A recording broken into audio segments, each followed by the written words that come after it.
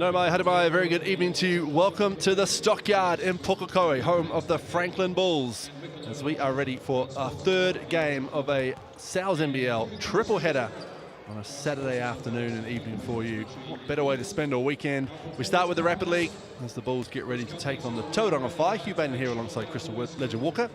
Very good evening to you, Crystal. Hello, good evening to you, Hugh. Happy to be here, and man, have we had a lot of basketball going on lately, it feels like. We are in the midst of it, and we're getting close to what you'd call the playoff run, I'd say. We start with the Rapid League, though, and let's have a look. This Tauranga Whai side have been cooking in recent weeks. They've climbed the ladder, knocking on the door at the top alongside the Auckland Tuatara with an 11-3 record. Such an experienced squad, this Whai squad. It's going to be hard for the Bulls to contain, especially the guards in this Whai lineup, which we'll get into soon. But there you see the Bulls sitting in 7th, 5 wins, 9 losses, but looking to get a W today. Much like their NZNBL team, just knocking on the door of the top half. You see the Whai in enemy territory tonight. Getting ready for this one, Jet Thompson, Jaden Bazan, Xander Masters, Cole Hopboy, Kiani Saxon, starting 5. Dangerous scorers in this lineup between JB and that captain role, the way he leads, and then Jet Thompson, his ability to play make, assist the ball. It's going to be a great matchup with this Bulls starting lineup. Peyton Hughes, Hunter Saville, Harry Kelso, Tai Pakurangi and Hunter Teratana for the Franklin Bulls. A lot going on in Pukekohe this evening. Back-to-back Super Rugby Open games as well.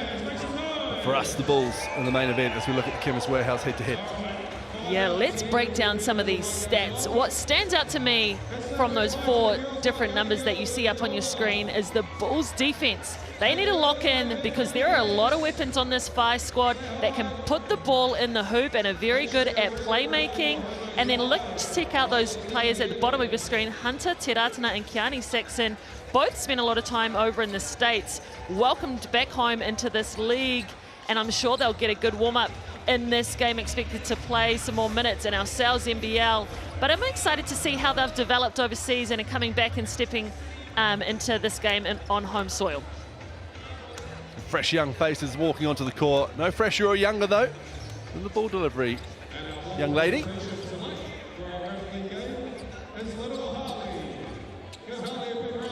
Little Harley. Little Harley, she is logged in. And it's always great that they deliver it to the 2 tallest guys on court.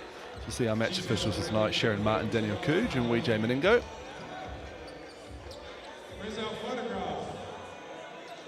So the Bulls wearing their nod to Counties Manukau Rapid League jerseys, the Whai in their 2-tone blue.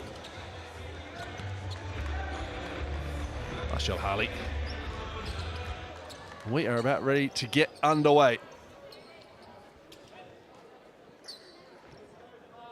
Kiani Saxon played extended minutes in the Whai's NBL game on Wednesday night.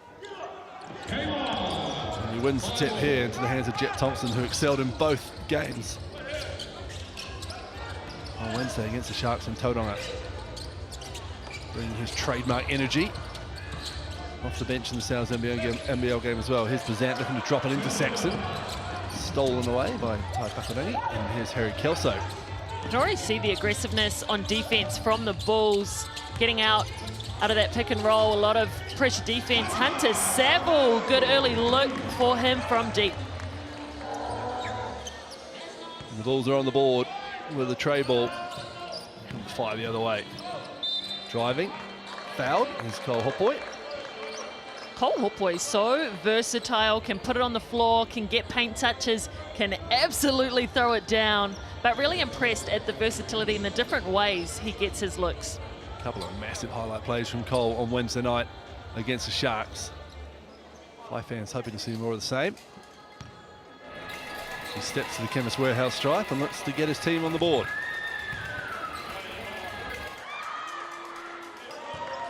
He does just that. Year 13 out of Mount Maunganui High School. Him and Josh Kelly. Another one who had a great game on second half on Wednesday night was Josh Kelly. Out of bounds, and it will be the Franklin Bulls possession. win so far this afternoon for the Wellington Saints in overtime over the Giants in the NZNBL, and the Otago Nuggets against the Taranaki Airs, as we see a driving finish blocked at the rim by Kiani Sexton. He almost tried to put him on that. Hunter Taratana screaming along the baseline, getting vertical.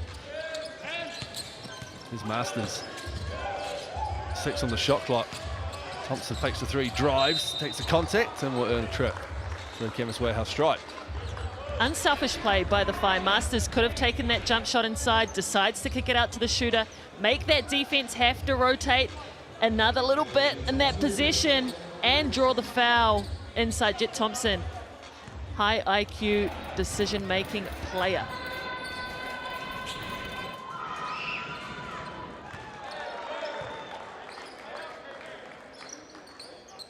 It's the Whai Brains Trust.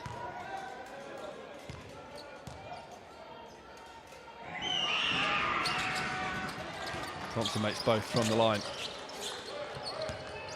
The token pressure from the Whai. Taratana looks to go all the way, but Saxton's right there to come away with it. Thompson the other way. The Bulls do well to get back, prevent the pass. Hopoi down low, going to work on Saville. There's a contact, ball doesn't drop, but it'll go to the line for another opportunity at 2. You could tell all the Whai players out on the floor knew exactly where they wanted to get that ball on that possession. Massive mismatch inside, and they had the smarts to work it around, get the right angle to get it into him with no help side.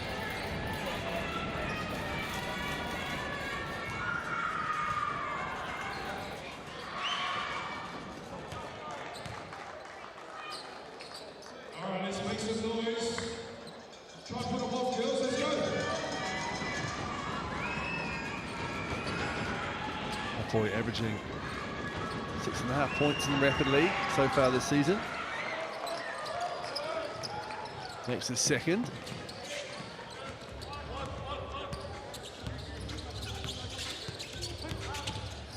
Taratana with Bazant on him. 3 ball goes up from Peyton Hughes off the back iron. Saville does well to force at least a tough rebound for Jet Thompson, but it goes out of bounds. 5 ball. We know Peyton Hughes is a potent scorer from deep. He's a sniper. Any chance he gets to put it up, he will. You have to have a hand, and you cannot go under on on-ball screens or dribble handoffs. There's Thompson going to get ahead of Saville. A little hesitation all the way to the cut, but Kelso's there to come down with the ball, and Thompson commits a frustration foul. Like Jet Thompson knows he has that experience on Saville, that physicality to get into his body, play through contact. Just too hard on the finish, but a good option for him to go back to later in the game.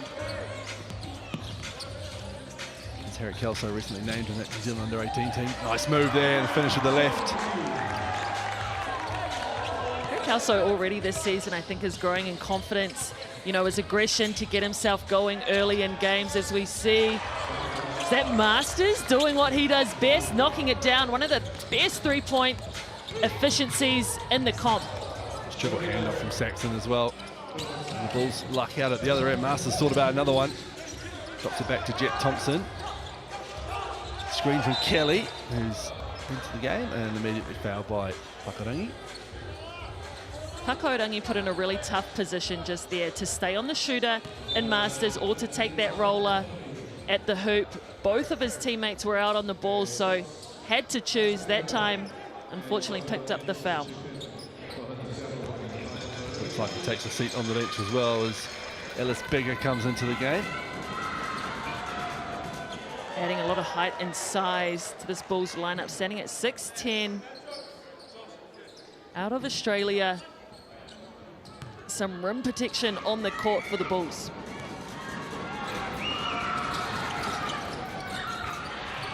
This is the second. The Bulls go the other way here as Bigger hands it off to Kelso. Zion Anderson looking for options, finding one. Hughes turns down the 3, instead goes to the cup and kisses it nicely off the glass. He said, I'm not a one-line scout type player. You've got to do more than just guard the three and put on the ball and get to the rim as well.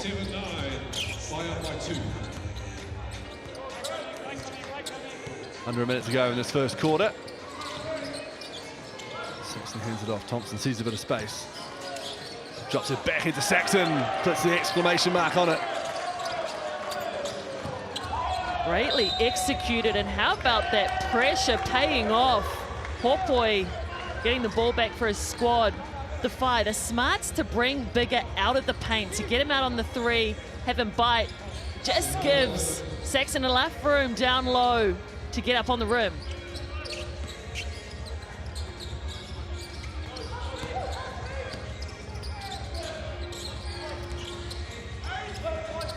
Kelly comes to set the screen for Thompson. Kelso read it well. 2-on-1. Anderson to his left. That's who he finds, and he finishes nicely. Anderson, a strong frame, who, as we could just see there, has the ability to finish through contact. Masters, is that the second? No.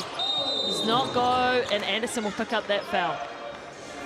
Absolutely clattered by Josh Kelly.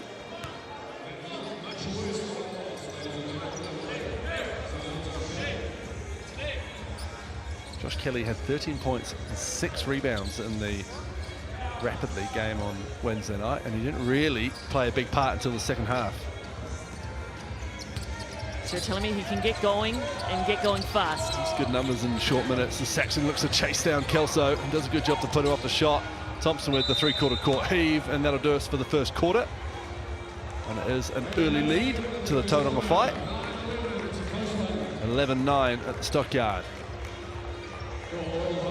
Anytime Jet Thompson looks for a full court heave, my eyes just light up a little bit more. If you guys remember back to a season ago, where did he hit it from? Like 3 quarters? Yeah. Just inside his own three-point line, I think. Yeah. Should have got a bonus point for that.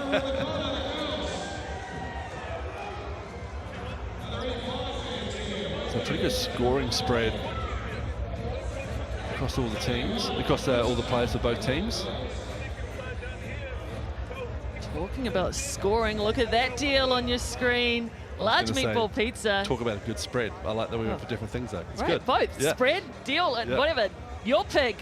Whatever it is, take that deal on your screen, scan that QR code, or use that online code SalesBlock26, valid until Tuesday the 30th. Only a few more days to get in on that one. And get you through round 12. See Nick Stoddart, Nick Tata in the background. Really interested to see what Matt Lacey does with those two in the NZNBL game at 7:30.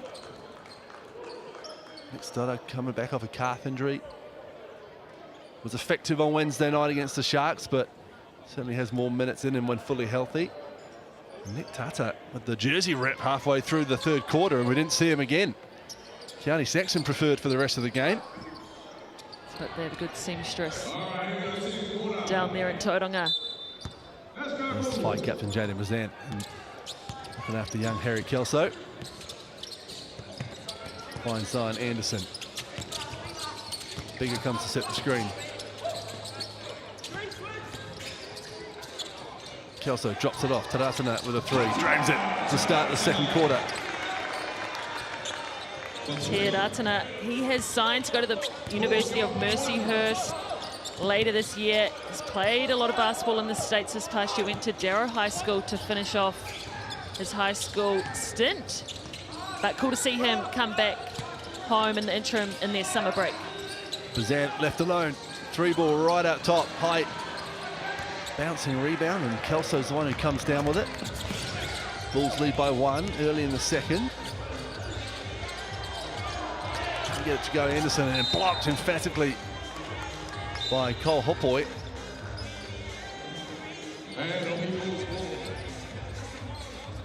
To where Anderson really thrives is in transition, quick rips, getting himself on the rim. Like when he's aggressive, can really make things happen inside. Big screen off the ball from Bigger on Saxon. There's Anderson over to Kelso.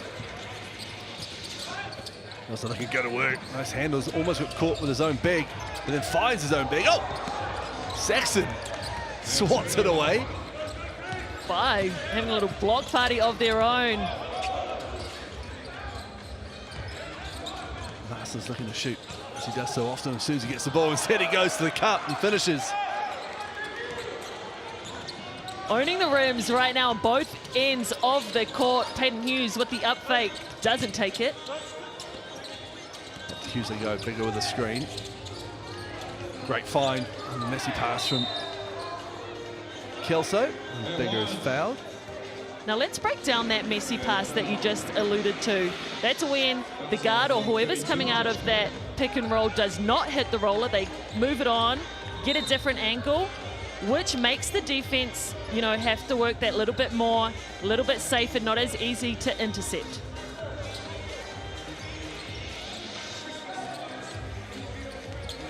Kelso takes a seat. That's a great pass if you're a big. And just an easier angle to see the ball, to collect, to go up and be led to the rim. Pakorangi. This means you're not catching it over your shoulder. Yeah, 100% Pakorangi is sent to the line.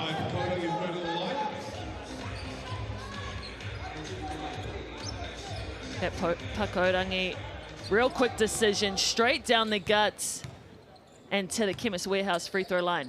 Nice job, Ellis Bigger, just clearing some space down low.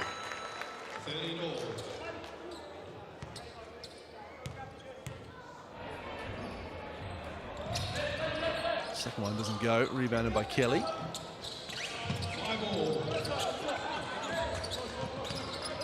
That's 13 apiece.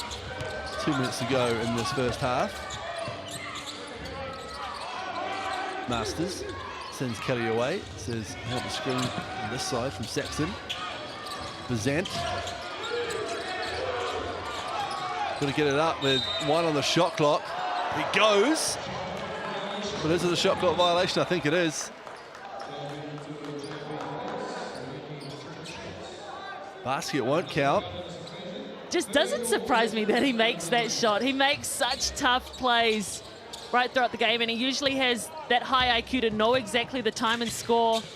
That time just too slow to get it off, but a good look for JB.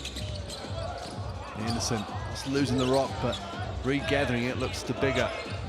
Size advantage for Ellis Bigger here as he goes to work on Josh Kelly, and he gets it to drop in, and he earns the foul. Chance for a three-point play, Ellis Bigger. Now at that angle right there, you can see how much height Bigger does have inside, and this is a matchup I think the Bulls can really exploit in this Rapid League game.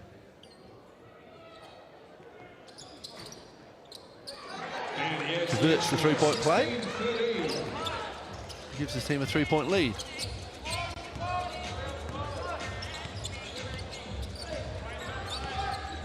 Saxon and Bigger getting physical off the ball. Here is Saxon with the ball. Nice Kelly. It's a hot boy and then sets the screen for him. Bazant.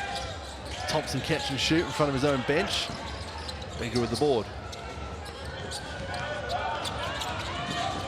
Thompson making life pretty hard there for Zion Anderson, and then he gets the steal, sticks with it and earns a foul, and that's an unsportsmanlike Jet Thompson.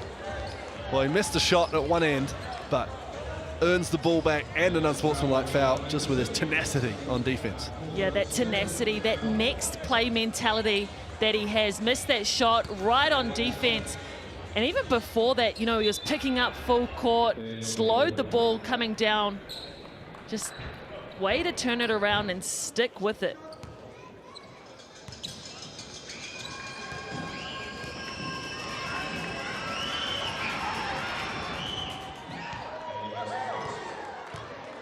This big Anzac Rosetto with an arm around Jaden Bazant.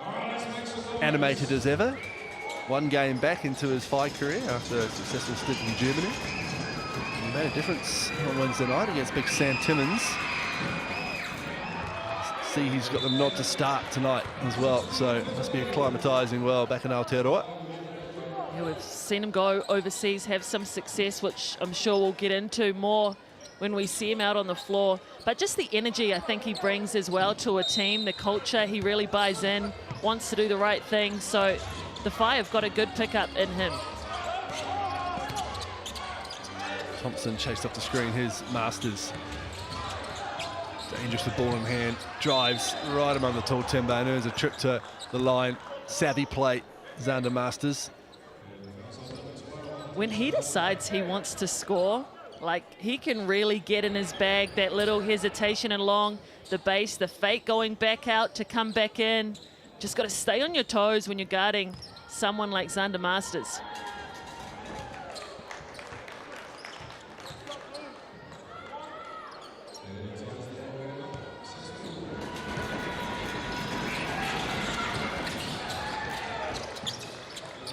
Them both. Just Jet Thompson again, causing a nuisance. Hunter Saville looks to bring it out, gets the switch onto Saxon.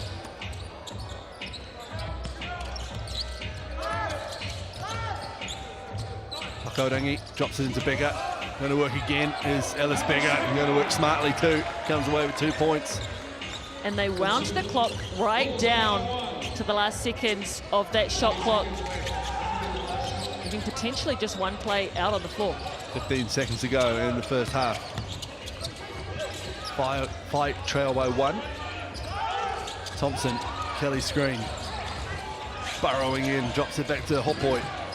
2 feet in the paint, elevates, and gets the friendly roll as time expires. So it's the Whai who'll go in with the 1 point lead. That will be updated. We're one step ahead. We're calling the future. We knew this was going to be a tough battle, but both teams really showing the execution, the game plan, the sets that they're designing to get. The Bulls on this side really playing well through Ellis Bigger down low. That size advantage really paying off in the back end of that first half. And then the guards for the Whai, the playmaking ability, their ability to just break someone down one-on-one. There we see one of the best at it, Masters. 7 points to his name. Hopoi's been chipping in, got himself to the Chemist Warehouse free throw line, done some shopping for 5 points. Then Hopoi also leading the rebounding, the glass, 3 to his name. And you can see the Bulls, those 3 players moving the ball unselfishly, getting it through hands, and the Whai, their guards are on that list with 1 apiece as well. And 2 blocks for Hopoi and Saxon inside. And then those couple steals for each team. Any stats jumping off at you, Hugh? The only real discrepancy is in those blocks, which we saw. Otherwise, pretty even. 8 rebounds to 7 in favour of the Whai. 6 to 4 in favour of the Bulls and the assists, as we see Jamie Reddish talking it through with his crew. If I dig a little bit deeper into some of these live stats we also have access to, the free throws, how about that? 12 times the Tauranga Whai have been to the free throw line, only 3 for the Franklin Bulls. So I'm not sure if that's the way the refs are just calling the game, or if that physicality, the determination for the Whai to get those paint touches, to put pressure on the rim, that's paying off on that side.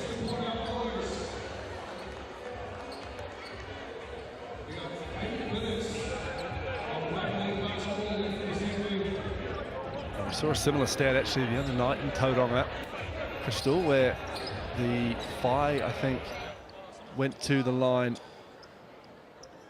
a lot more than the Sharks, and it was that Jet Thompson connection. Xander Masters just killing on and just attacking the rim. In both of the games, really, in the Rapid League and the NZNBL game. Here is Jet Thompson, the third quarter's underway. They're determined guards. Like I said, when they decide they want to get a paint touch, when they want to put their head down, they absolutely can. And when he decides to light it up from 3, he does not need much space either.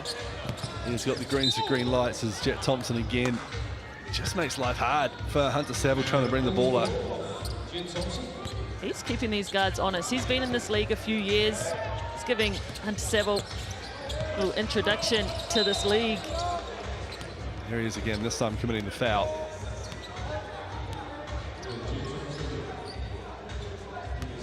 We don't see people really foul out of Rapid League games. I think I've seen it once, maybe. Have you ever? Not that I can recall, no. It was actually, it was on the girls' side, but Macca, if she's watching, it was you. I'm pretty sure you might hold that record. that macadamia? Yes. Yeah. Three ball goes down. Peyton Hughes, there he is. Called him potent earlier from deep, and he is, and he gets a nice look off the curl. It's a good set to get him going, to get him feeling good. That's a nice run play. And a quick release for Hughes, who just steps into that three. Actually hands it off. Masters again. Doesn't even think twice. Drains this one. No pukana on that shot, unfortunately, but right in the face of Hughes, who just hit one on him. Hughes again. Goes back to back. This time on Masters again. Give it back to Masters. Give it back to him.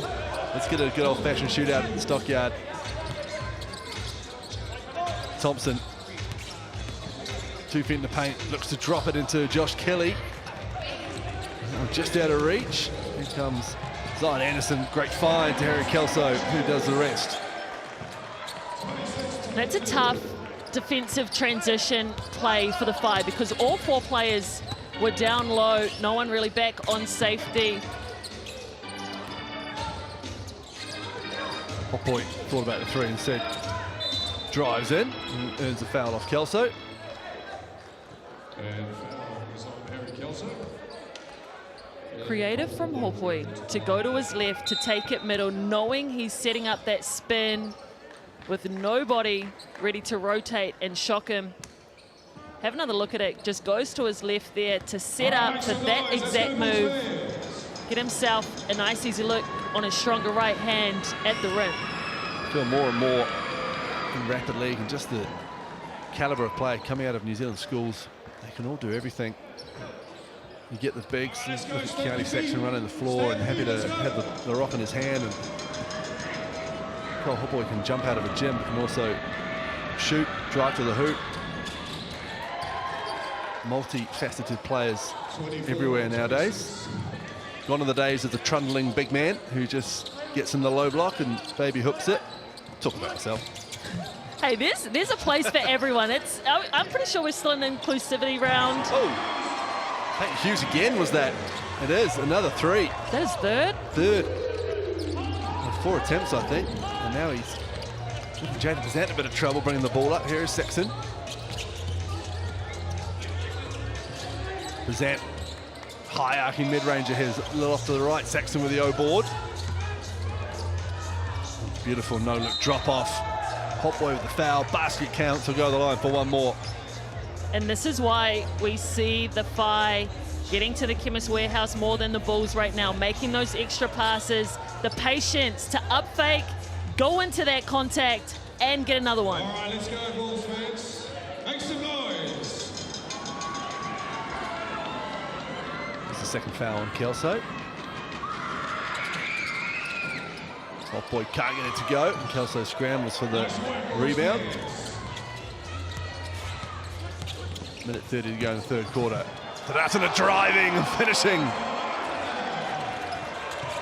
It's a big boy move. That little hesitation absolutely catches the defense and the C's part inside. Kelly with the challenge. Explosive from Hunter Taratana at the other end. Tai Pakorangi is called for the foul on Kelly. Let's have a look, shall we? Taratana just skips past one. Explodes into the two-handed flush. Speak about players that can do it all. Got a few high flyers in this game today.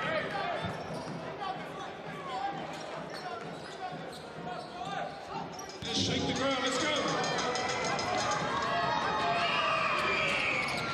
Kelly misses both this time. Well, they're going to get another chance. Smart play from Jaden Bazant. Hopboy spinning, taking contact. No whistle this time. Kelly trying to keep it alive and does. Great work on the O boards from the Phi. It's 3 in the last 30 seconds as Thompson can't get it to go. Kelly goes flying. Who's caught that one? Out of bounds it is off Peyton Hughes, so the Phi will go again. What a fight, Peyton Hughes on the ground there. A bit of a wrestling. We've spoken about how experienced this Phi squad is with the likes of Thompson, Bazant, Masters, who have been in this league, and they know if they can just keep it, around that 2-3 possession game, get into that last quarter, they'll know how and when to switch it on. So if you're the Bulls right now, You need to get these defensive rebounds. You don't want to give them extra looks or looks at the Chemist Warehouse free throw line. Which is exactly where Jaden Bazant is going. Jamie Reddish not happy with the call. Not sure he's got too much to complain about on that one. Can hear him saying he went straight up. Hey, JB knows how to play the game. Falls to the ground. Makes the Barter card officials call the contact.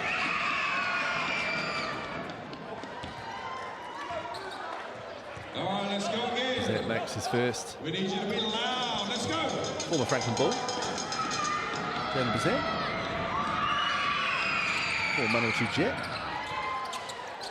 Played for the Bulls back in 2022 and 2023, but has been with the Whai ever since. His hometown team.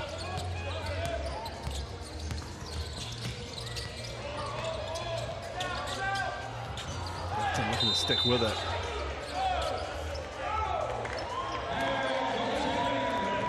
The basket's going to count. I think goaltending's the call.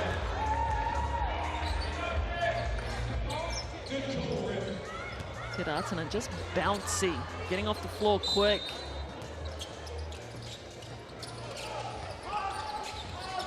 .30 seconds to go, third quarter. Bulls lead by 5. Stamp fires it over to Thompson. Thompson's picked off his knees. Just can't get the that. Oh, big O board from Kelly. Bigger block from Kelso. Bulls possession. Kelly is doing a great job on the offensive glass, just getting tips, getting his team a chance at getting the ball back. Saville looking to set things up. 6 offensive rebounds for the Whai. Keep themselves in this one. They do trail by 5 as time ticks away in the end of the third quarter. Peyton Hughes up to 12 points.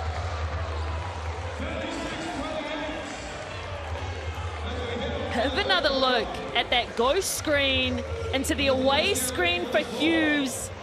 It's the 4th time we've seen him knock down a 3 in that quarter. 14 points, I should say, Peyton Hughes. 12 of them from beyond the arc. He is catching fire. And he's given the Bulls an 8-point lead with 4 minutes to go. Now let's remember, this is a guy that has put up 25 points in a Rapid League game before. He's absolutely circled at the top of the scout as being the shooter, as being their main shooter. And I'm sure the Whai are having some discussion about getting a hand and shutting and cooling him off.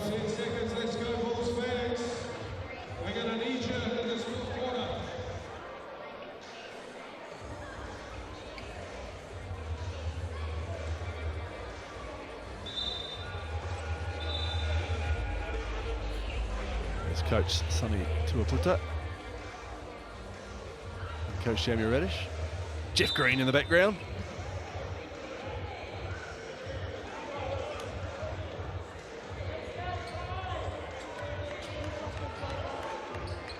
The Whai make their way back out with a deficit to overcome. If they want to make it 5 wins in a row, there's Jeff. Around South NBL for a long, long time.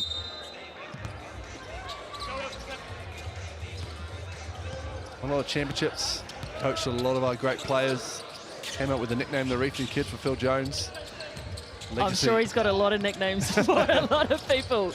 Great action straight out to start the 4th quarter. Kelso with the baby hook to earn 2 points on the back of it. And that opened up because Peyton Hughes came off hard. He's just hit down those 3s, so the defense locked in on him, and it's opening up the rest of his team like Kelso.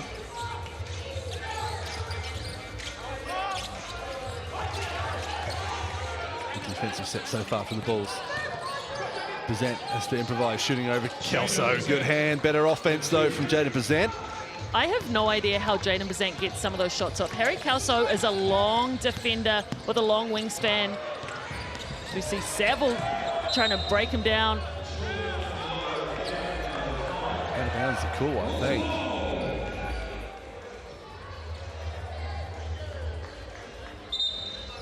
And that has been overturned to be 5 possession. Good defense from Jet Thompson. Saville just got a losing control. Well, Jaden Bazant has probably the highest arcing shot in world basketball. That helps when, when you're shooting over a taller defender. Right, and very experienced, as we know. He's been to the Com Games as part of the 3-on-3. Lots of Saxon this time. Great handoff from Saxons and Masters. Real strong on the three. Kelso with another rebound. Number 4 for young Harry Kelso.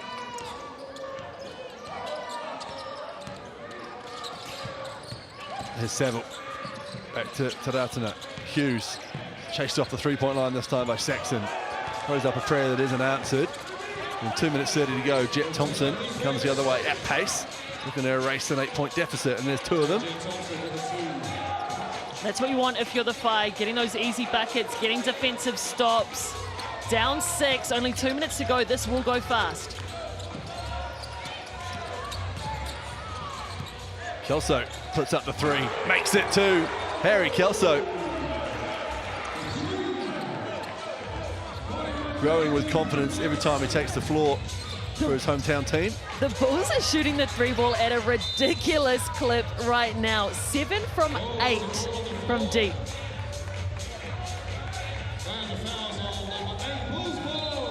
Foul on the rebound as well. Here we go. Kelso did not think twice. Pretty early in the shot clock as well.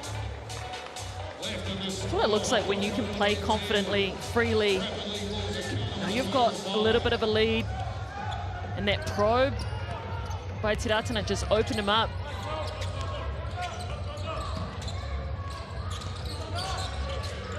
Tiratana cutting Anderson, who draws a foul. Good patience. And the Bulls keeping the Phi at arm's length. That's a way to counter that aggressive defense that the Phi are trying to play. Getting out in those passing lanes, the back cut is a great option, especially when you have someone like Anderson who can put it up in the air and he can go get it.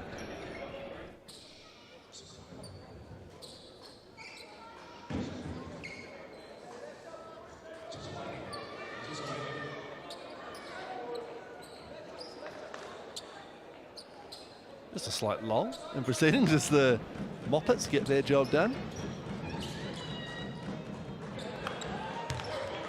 Anderson iced by his own. Yeah, Anderson Mop thought boy. that was too long of a break too. Son Anderson, his sister Asia Anderson, just named in the 3-on-3 Commonwealth squad for our 3-on-3 Tall Ferns. Good luck to her and the rest of the team over there in Glasgow. Defense.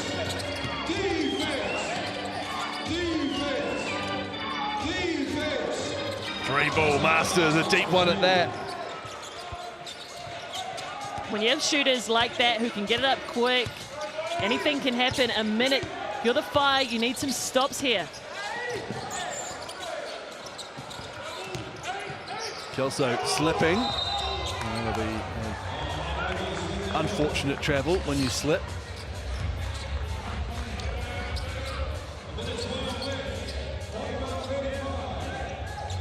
Six points, the lead. And Glasgow 3x3 is going to be an exciting time for all. Coach Cat Jones, I think, is it, for the Tall Ferns?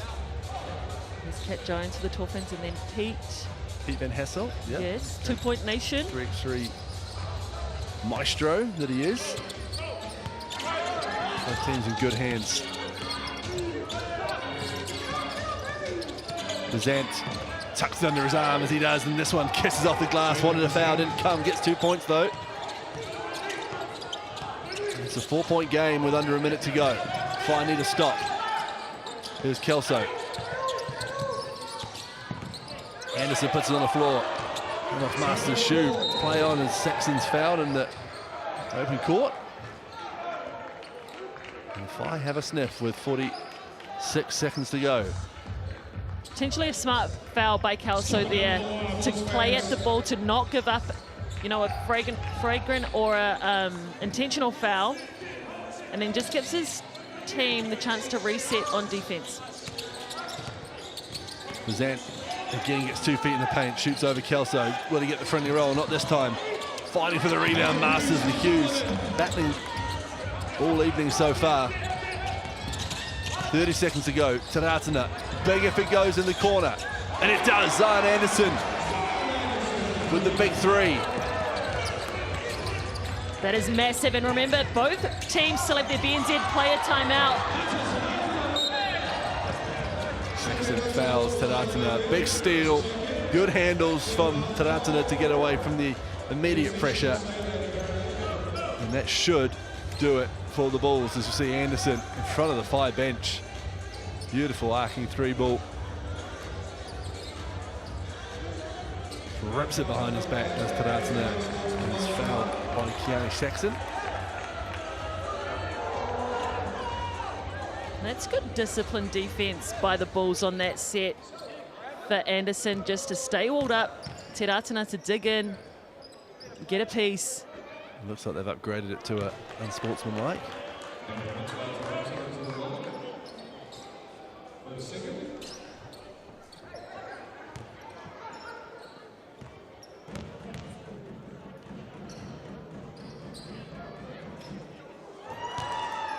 This is two.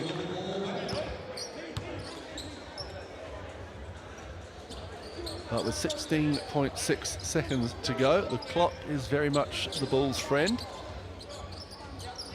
That in their 7-point lead.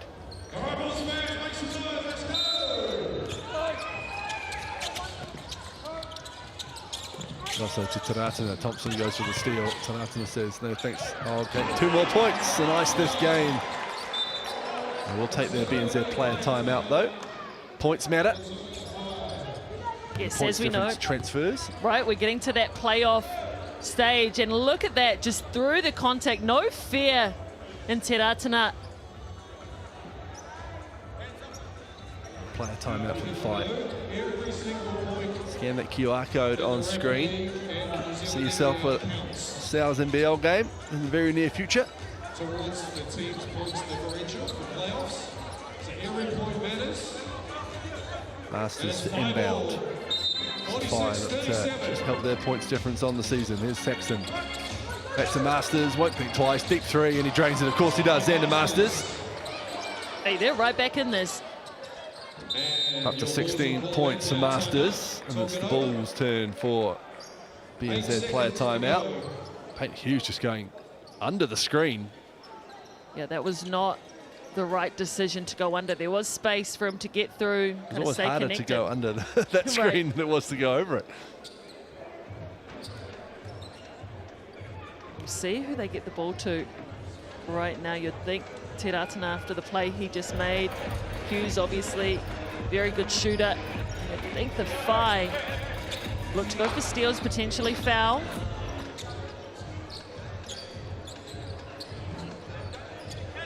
Jet Thompson will be all over this potential passing lane. Straight to a foul. Oh, a jump. Or was it a jump ball to call? And that will be Whai possession. He's trying to show them the scratches. Sharon Martin of the opinion Jaden Mazant tied up the ball there. And the door remains open for the Whai. He's got 6 seconds to get up the court. Big screen from Keone Saxon. Thompson puts up the three ball. High off the back iron, and there's the rebound, and that's the end of the game. And it's a win for the Franklin Bulls, 2 in a row after a 4-game losing streak in the Rapid League. And the Whai's 4-game winning streak comes to an abrupt end, 46-40. The Bulls with the well-earned victory.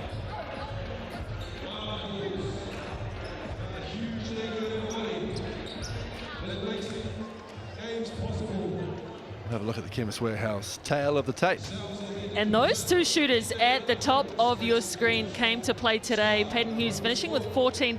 4 3-pointers all coming in that third quarter. That is where the Bulls really separated, putting on 18 points, or piling on 18 points in that third quarter. Taratana also had some great highlight plays in there as well. And on the Whai side, Masters with those 16 points. Hopoi chipped in 9. The rebounds, Saxon had 5. He led that category. Assists, we see that popping up there, and those 2 blocks apiece for Saxon and Hopoi, both coming in that first half. Kelso got one in the second, and the 2 steals from Taratana, 2 steals for Cole Hopoi. But it was really Peyton Hughes shooting from 3 that was the difference for me in that third quarter. That really gave them the buffer to just play that game out with a comfortable lead. So the Bulls take the first win of the night, but they'll dearly love to take the second as well. Be back with us at 7:30 when number 6 take on number 7 on the ladder. It's the Bulls against the Whai, live from the Stockyard Sal's NBL round 12 on a Saturday evening, coming your way at 7:30. See you then.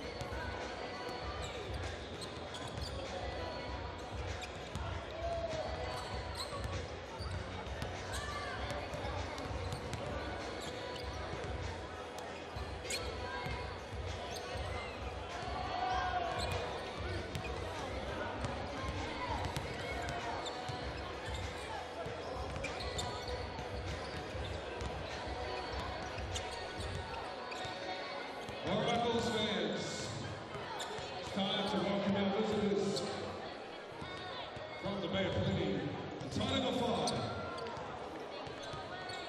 Number 4, Jen Thompson. Number 616, Jacob Zink.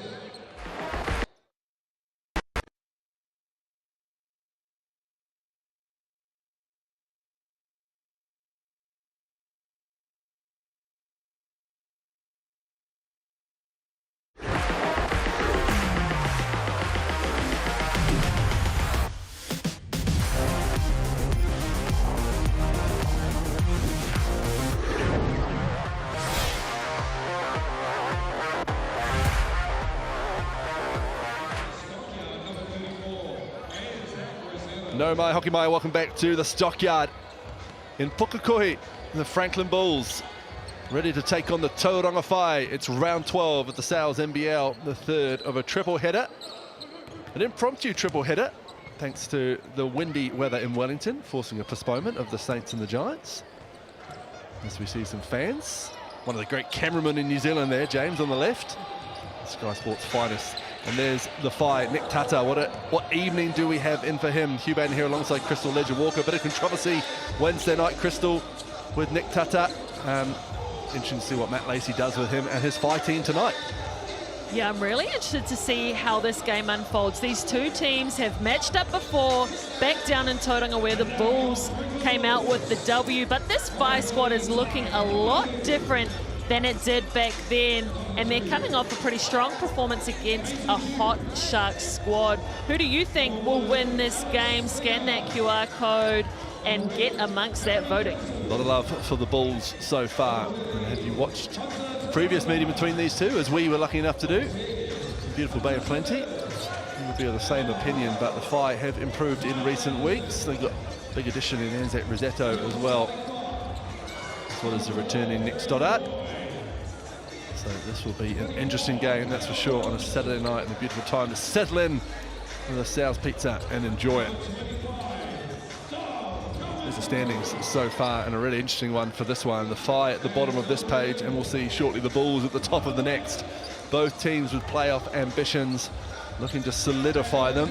Meanwhile, it's the Tuatara at the Sharks out on top, with the Rams and the Saints chasing. The Saints and the Nuggets got wins already this afternoon, and there's the Bulls 5-9, looking to overtake the Whai this afternoon.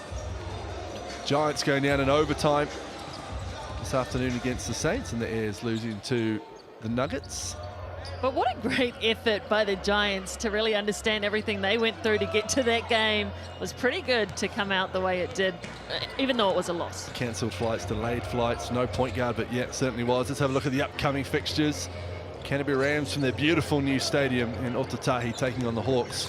2 o'clock tomorrow, and the Giants have to back it up against the top of the ladder, Tuatara. That's from the Trafalgar Centre in Paradise, 5 o'clock tomorrow afternoon.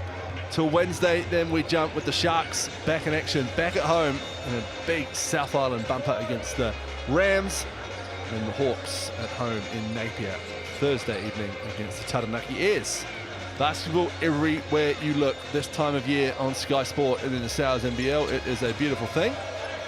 Beautiful time of the year. We love, can't get enough of basketball all around the place. And there's Anzac Rosetto, just returned. One game into his return and into the starting lineup for Matt Lacey. Here's the starting 5 for the Whai. Stoddart, Tane Murray returning from that knee injury. What a welcome return he'll be. And then the veterans in Ruben Tarangi and Jordan Natai. And as mentioned, Anzac Rosetto not far from off the plane from Germany. And here he is now. All right, Anzac coming off a tight loss against the Sharks where the Whai had plenty of chances late. Where can the Whai lift down the stretch today as you try and fend off a challenge for your top 6 spot? Yeah, I think a lot of the wounds that we had in that Sharks game was all self-inflicted. So, yeah, just cleaning those up. Obviously, Nat's got that T at the end, which kind of hurt us, but he's a vet and we'll bounce back stronger through this game. So, yeah, just a little clean-up stuff that we need to make as a team, coming in, working out what that was, and then, yeah, executing that. The Bulls are always dangerous offensively and tough on the O-boards. What do you and the Whai need to do today to try and slow down a pretty potent offense? Yeah, bro, I think their 3 imports are scoring about 60 points between them, and they score about 90 points. So if we can take a lot of their scoring threat through their imports away and then clean up the O-boards, they're one of the best O-board teams in the league. So if we clean that up as well, I think we'll be good tonight. Anzac is not wrong. Josh Carter, Darian Boyd, Carter Witt, all averaging around or above that 20-point mark, between them 60 points a game. So it looks like the Whai are pretty well versed on the keys to stopping this team.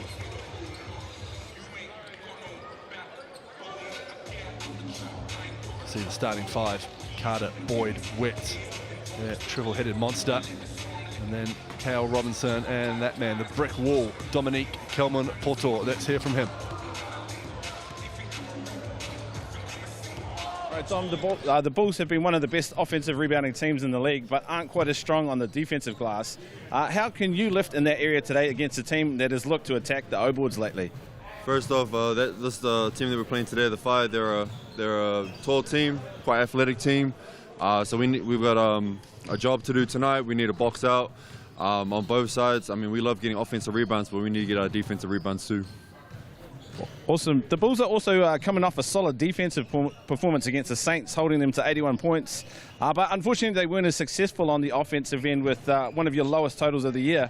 How do you get the O rolling while still keeping the defense tight? We've added a lot of new stuff in. I'm not gonna give away too much. That hopefully will help us in our offensive slump. But I think at the end of the day, we're a great offensive team. We just need to prove it out there.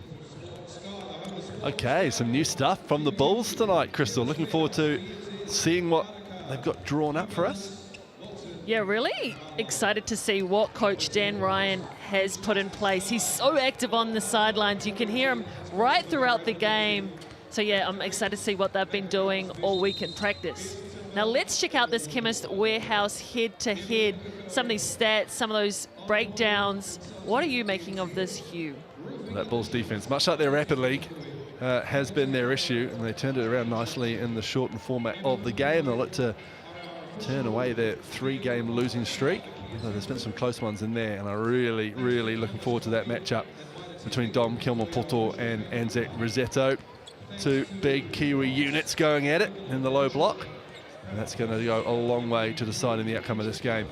Yeah, absolutely. That battle on the glass that DKP spoke about is what I'm really interested in today. Anzac Rosetto brings a different sort of big for this Whai squad. He's different in the sense that Nick Tata, brings that physicality, that dominance inside, and he'll know DKP's game, how he plays, so that gives him an upper hand there as well. Just to recap that Nick Tata story on Wednesday night, I was in the arena in Tauranga, and a couple of times where his teammates were clearly frustrated with him missing screens or maybe just missing an assignment out there. He got subbed a couple of times, and the second time he was subbed in the third quarter, he tore his jersey in half, incredible Hulk style, and hit the bench. And they scrambled to find him a new jersey, not that it mattered because Matt Lacey didn't put him back in the game. But he's not starting again tonight, having started most, if not all, games this season. So that could be the introduction of Anzac Rosetto. There he is, Nick Tata, number 22, wearing their whites today. So he different uniform. Yeah, that seamstress job still going for whatever their last set was. But I like the culture that Matt Lacey is building down there. You can tell he has a standard. They're chasing championships, but they want to do it in the right way. And what a way to do it when you bring 3 really experienced tall blacks in your mix in those guard positions in Tane Murray, Jordan Natai, and Ruben Tarangi. I mean, I'm excited to see how those three battle, these three imports for the Bulls, who lead a lot of these categories. Carter Witt, the best assister in the game. Darian Boyd, one of the best scorers, third best in the league. Jace Carter, the best rebounder in the league. So three very different specialty skills, and I'm just excited to see how our top New Zealand talent does in shutting them down. And this is two clubs who are midway through their journey and pretty open about that. Obviously trying to win games, trying to win a championship, but realistic on where they sit and that they are on 3-year plans. As we see the match official, Ryan Jones, Sharon Martin, Danielle Cooge, and there's Tay Murray back from a knee injury. And not even that old, but been around for a long time, has Tay Murray. And you put him alongside Jordan Ngatai and Ruben Tarangi, and they've got a pretty handy trio of Kiwis out there for the fight. It helps when you can play, when you can bring in players of that caliber to your squad, local players that really get the journey here, the pathways here, that really invest in our younger talent development players in these franchises. Get the coaching as well. All three of those would have known Matt Lacey since they were teenagers, all the other way around. Still very much a young coach in his own right.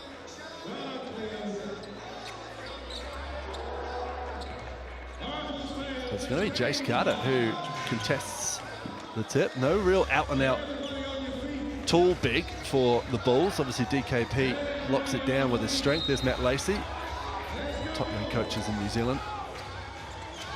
It's Carter who collects the tip, finds his namesake Carter Witt. And we are underway with the Bulls controlling the first possession. Jace Carter goes straight through Tay Murray, but blowing the layup. Kilman Poto with the offensive board. What made of the offensive boards from the Bulls? And they make the best of their second chance with a smart finish. DKP, soft, creative inside. That time chooses to go with the reverse. Fancy finish for the big man. For Rosetto early up top. Hands it off to Ngatai. Thought about the three. Drives at Boyd and finishes Jordan Ngatai. It'll be highlight plays from him on Wednesday night. As we have a foul on Stoddart. Early one for him. Just an experienced play. Have a look. That little shot or shot fake. Those eyes just going up at the rim gives the defense, you know, enough to bite, and is able to keep them on his hip going to the basket. I promise my English is going to get better this game.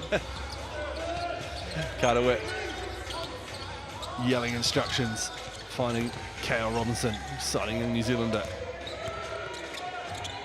Kilman Poto, back to Witt, deep three. He'll look to get himself going early and deflating one when it feels good out of the hand, but rolls over the top and goes out of bounds. And Carter Witt, already highlighted as one of the best passers in this league, but definitely has the ability to put the ball in the hoop as well. And when he is aggressive, it just opens those passing lanes up even more. The screen from Rosetto on that pass from Tarangi. Wayward sort of caught between finding Ngatai and Rosetto. Instead finds, wow, Jace Carter, who does the rest with a two-handed slam. And that is exactly why he did the jump ball at the start of the game. That guy can fly, springs for feet, quick response, Murray. Boyd comes to the corner and brings in the rebound.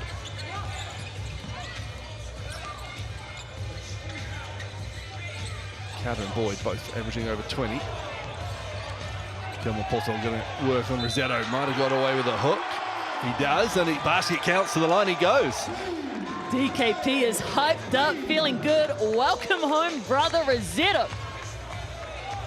Just so strong, such a low center of gravity. So we see Jace Carter go all the way, skip round Stoddard and just elevate for the two-handed slam.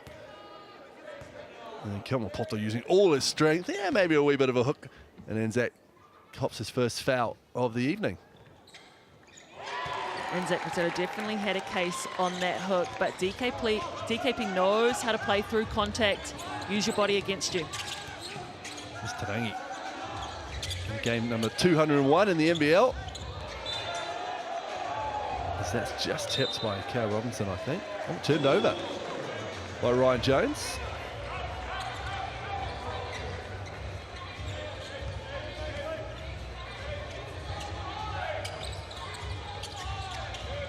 Robinson finds Witt. Stoddard sticking with him. Coming back after a few weeks out with a calf injury, Nick Stoddard. Played Wednesday night.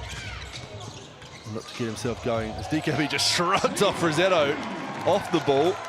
And he gets the easiest 2 points he'll get. And just opened up to a 9-2 lead early in the first here. The Bulls said they put in some new offense, and it is working right now. Tarangi going to work, waiting for a whistle, and one comes. Ruben Tarangi is one of the players in this league that has the ability to just take over at any given moment. Have another look at Jace Carter just dishing it off to DKP with nobody around. Yeah, multiple championship winner Tarangi is Murray with the head fake as he drives and finishes nicely. Look at this full court pressure. Oh, they almost come away with it. That was risky. Carter with a deliberate throw off Tay Murray, was it? Oh, beautiful find. And DKP is getting everything he wants down low at the moment. Absolutely feasting inside. How about Witt with the multiple fakes to get it to him? That's such a different assignment tonight. Tarangi leaves that one short for Anzac Rossetto, who had to deal with Sam Timmins on Wednesday, who's a real back to the basket, throw his body through you kind of guy. Meanwhile, DKP at the moment just sneaking into the dunker spot. And Carter Witt finding him beautifully. You know, potentially hard. If the Bulls are running new offenses, the Phi won't be as up to date with their scout. And the Phi coming off, you know, not a long recovery period. Robinson into a three, doesn't go. Offensive board, not this time. Nate comes down with it. Tarangi the other way. Tucks under his arm, drives, finishes smartly. The veteran tall black, Ruben Tarangi. Witt gets just enough of a bump from Nata to be put off his finish. And then back-to-back stops for the Phi. As Rossetto strides down the lane and keeps it in smartly. Tarangi catch and shoot, 3-ball. And just like that, 2-point game. I think we have a timeout from Dan Ryan and the Franklin Bulls, so a nice run for the Tauranga Whai on the road. Great smarts from Rossetto to get that rebound, establish himself back in court before making that pass to Tarangi out in the wings. Have another look at it, just getting that left foot down and giving that assist up for Tarangi.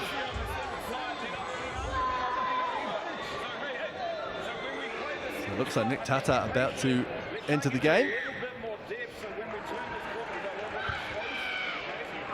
Showing off his quad strength before he does. Last minute activations. We all know how important warm-ups are. There's DKP, who's had a strong start to this one. 9 points already. He scored the same as the Phi.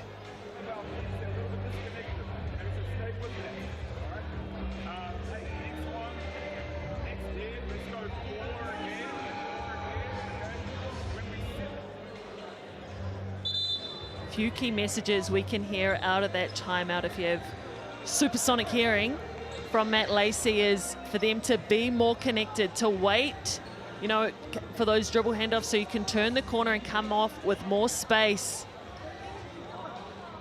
And then how handy is it to have someone like Ruben Tarangi who's also able to offer some on-court coaching to his teammates?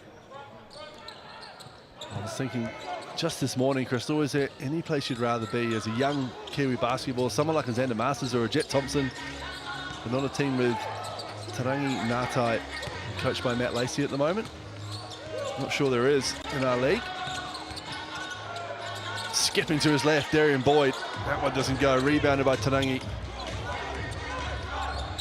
And I harp on it all the time about our local coaches that really invest in local talent. Matt Lacey doing a great job of finding the balance, you know, between bringing in talent like Ruben Tarangi out of, you know, some different places and teams and mixing them in with their group, and also still giving that local core the freedom to play the way they want. Offensive foul on Nick Tata straight off the bench. Forces the pass on the drive and the 3-ball doesn't go. And that will be Phi possession.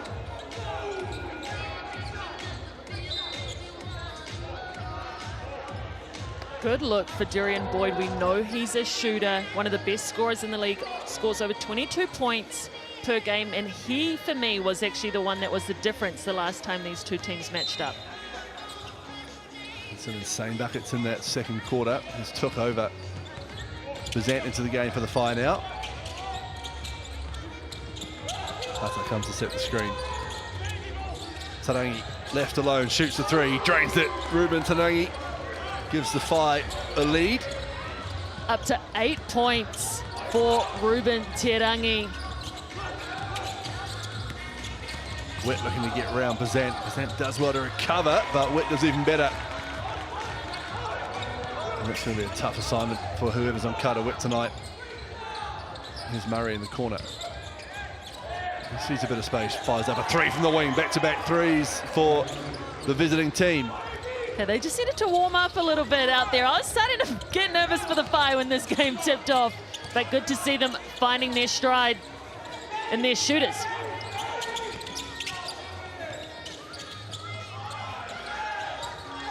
Three ball from the Bulls this time doesn't go. Rebound, Ellis Bigger comes down with it.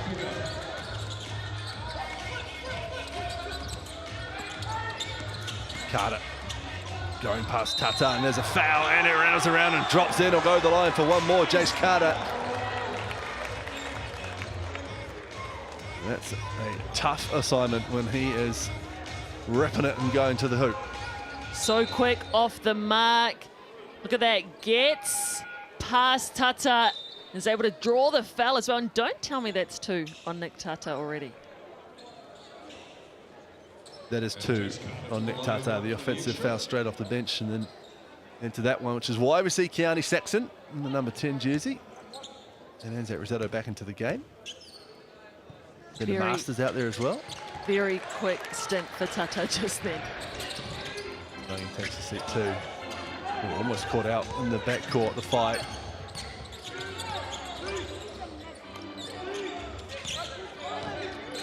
There is Saxon, finds Rossetto. Murray curling, just made a three, looks to make his second, can't get it to go. Rossetto fighting for the board. And I think we've got a foul called on Ellis Bigger. He's going to be a tough assignment when on the court. A very different big Ellis Bigger to that of DKP, so the Bulls certainly going to have to change how they play, but when Big Dom's not on the court. But Bigger does bring some height. DKP 6'7", Bigger 6'10". Rossetto too big down low. That's a good look for the Phi. Anzac will be happy to get going. They take another lead. One could be toing and throwing all night. Crystal. Carter stepping through, can't finish. Saxon with the board. Heard you say to and fro, had that little yo-yo dribble in there. Murray feeling good. What a nice snake dribble to find some space down the left side of the lane. He is a welcome return for the fight. Tay Murray, a young vet.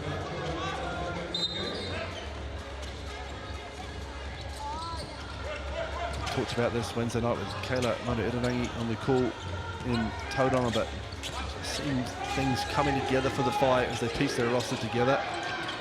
Nata might have got away with holding a jersey there. Didn't stop Jace Carter though with his own follow-up. And that's why Jace Carter is the best rebounder in the comp and one of the best on the offensive boards. You have to box him out. Once again, Murray, great rip. And you're right, I think that depth is really showing. How about this? Absorbs a lot of contact, but is quick to get straight back up and follow. Surrounded by 4-5 as well.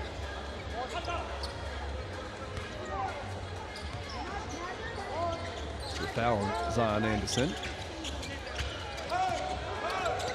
Zank gets back into his work, fires it over Tane Murray. Wants the screen, Rossetto dutifully obliges.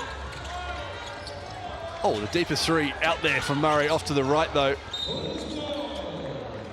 Hey, why Bulls not? will be pretty happy with that set. Yeah, but why not feed the hot hand? Quick boomerang pass straight back to him. And he'll take a break. All right, 2 minutes 40 left in the first quarter. 18-19. Nate back out there for the Fires. Whip looks to drive, throws that one straight out of bounds, just lost it out the hand. And it's good ball pressure on Witt. Uncharacteristic turnover by him.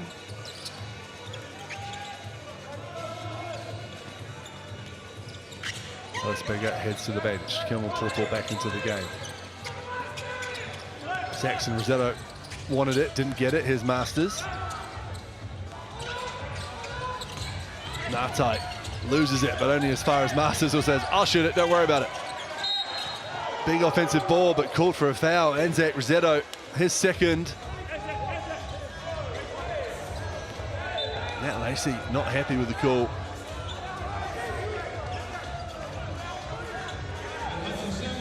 Tauranga, I think, will relieve Rosetto and he heads to the bench with 2 fouls. Bazant goes 2. Nick Stoddard back into the game. Rosetto asking, what did I do? Ever the performer is Anzac. Oh, he is very animated. That's the word I think I used earlier to describe him. But, you know, this foul trouble is a concern for this Fi squad. Now you have Rosetto on 2, Tata's sitting on 2. Thankfully, the Bulls play a brand of basketball that's really guard-orientated. Jace Carter, you know, I feel like he's more a guard, plays that 4 position. Kale Robinson as well. So if there is one game, this might be it where they could get away with it. But still, you know, you want to play with your true bigs out there. 2 shots. Has played Rosetto in the past. A stint with the Giants a few years ago before coming up to the Fi, and similar. Foul trouble plagued him throughout that season. And when he's on, and he's a fan favourite. He loves to play to the crowd and to the opposition, to the teammates. It's good fun to watch. Here's Tarangi. The Bulls turn to have a lead. Tarangi runs into a bit of trouble. DKP with the handles. There's a 3x3 of the man. And he gets the assist too. Hunter Saville with the 3 from the wing. Timeout, Matt Lacey in the fight. As the Bulls lead by 4. DKP said, we're playing with 5 guards. I'm out here weaving through traffic and picking up the assist. What a way to step into the game for Hunter Saville. Have another look at it. DKP, cross you, gotcha again. Give me that, Hunter, please. Assist for DKP, and he earned it. Getting some love from Corey Perry on the bench as well.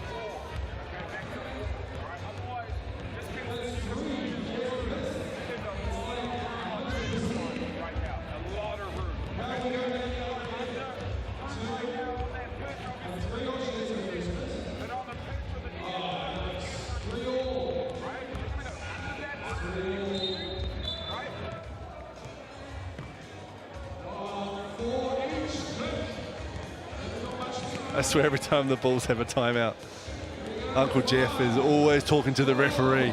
So I reckon it's part of his job description is, you just butter up the rest, Jeff. Yeah, I'm sure he wrote that in his own job description. It's a non-negotiable for him. Ability to talk to the referees. And he's strategic about it too. He's been around the game for a very long time. He knows what he's doing. He knows whose skin he can get under. All right, let's go, Bulls fans. Make some noise. 23-19. Back underway, Stoddart with the ball for the fight. They trail by 4, a minute 30 just over to go in the first quarter. Natai going to work. His former Tallbacks teammate, and he gets his left hand to drop. Creative finish. Both him and Tauranga, you can really see their experience and how quick they make decisions, how they punish defenders. Oh, inside, and there's DKP creating space for himself. Great find, great finish. Yeah, speaking about punishing defenders, that defender on the high side, no one at home, and no one at home on that end either. Ruben Tauranga straight to the cup. Sought the space behind DKP and took every inch of it, Tarangi. Again, they're looking inside for Kelvin Portal. This time a foul called on Kiani Saxon. DKP causing trouble for the fight.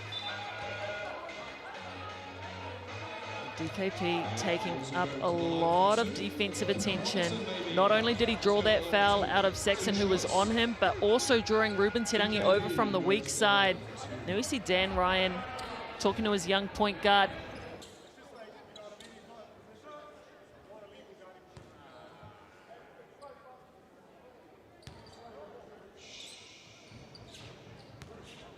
Silence in the stockyard for the free throws.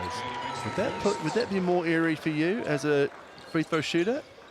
It is the worst. Like, it will be quiet and then like someone will scream right before you shoot. Like that is the worst.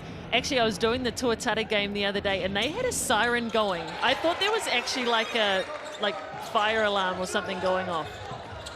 During the free throws? Yes, during the obviously the opposition free throws, but yes, during the free throws. Zant finds Tarangi. Has to pick up his dribble straight back to the Whai captain. 7 on the shot clock. Steps into the little runner. Oh, that tapped out the ring. Chase Carter complaining, but why even do it? And he's called for the goal 10. Basket counts. Because I can put my head above the rim. To be fair, I'd be doing it too if I could jump that high. Once again, the St. John's matchup.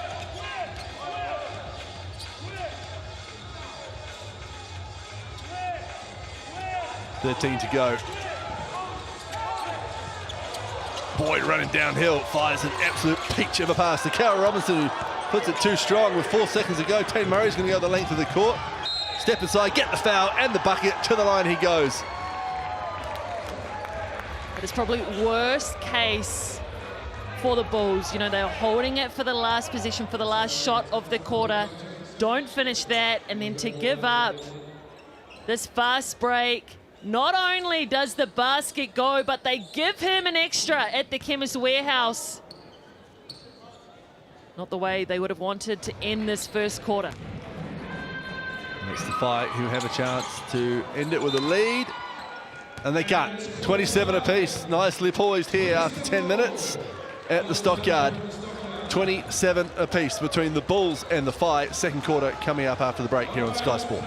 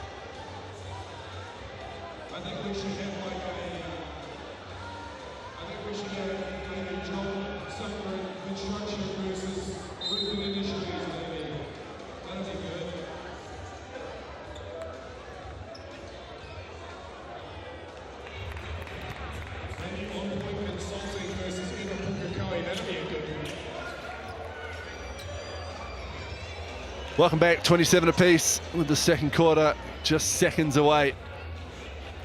As the Bulls make their way out onto the Stockyard court, followed by the Whai.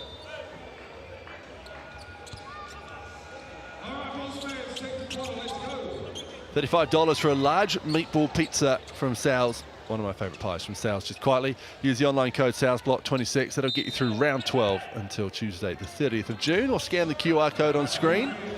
We are back underway. Jaden Bazant with the ball. Tata into the game after just a minute of action in the first quarter. Here he is. Can he get himself going? Misses that one. Rebounded by Darian Boyd. There's another one yet to get himself going. He's going to look to early in this second. That's off to the right. He's wide open under the hoop, but Ellis Pega didn't see him. Carter Witt does in the corner. Boyd. There it is. Darian Boyd up to 5 points with that 3. The third best scorer in this league. He's one that is yet to get going. Murray, though, he's been cooking this game, up to 11 with that bucket. A beautiful screen to clear space. Screen and a roll from Tauranga to clear the space. Murray, grown man move to do the rest. Witt fires it over to Boyd. Carter, fouled by Bazant.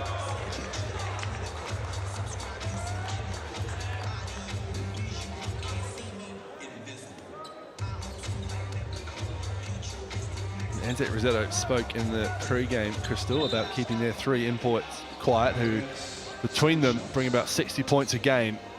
Carter currently on 7, Boyd on 5, Witt on 2. So job well done so far. Instead, DKP's found himself 13 points. Right, DKP's been around a while. He knows what's up. He knew what was coming.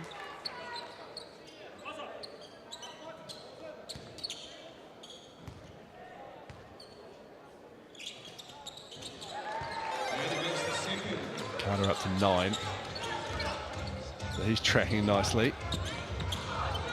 Playing cool as you like, brings the ball up court. Almost intercepted by Witt. Murray. Can't finish, and that's last come off Jordan Ngatai. Bulls possession. I'm a little bit iffy on that shot. Yes, Tane Murray has hit, a few threes, but he also had Ruben Terangi in the corner who's knocked a few down. That extra pass, just gives, the feel good that you get from that sometimes. What a find. What a block. Tata. Ellis was going for the alley-oop layup. Tata said, no thank you, pinned it off the glass.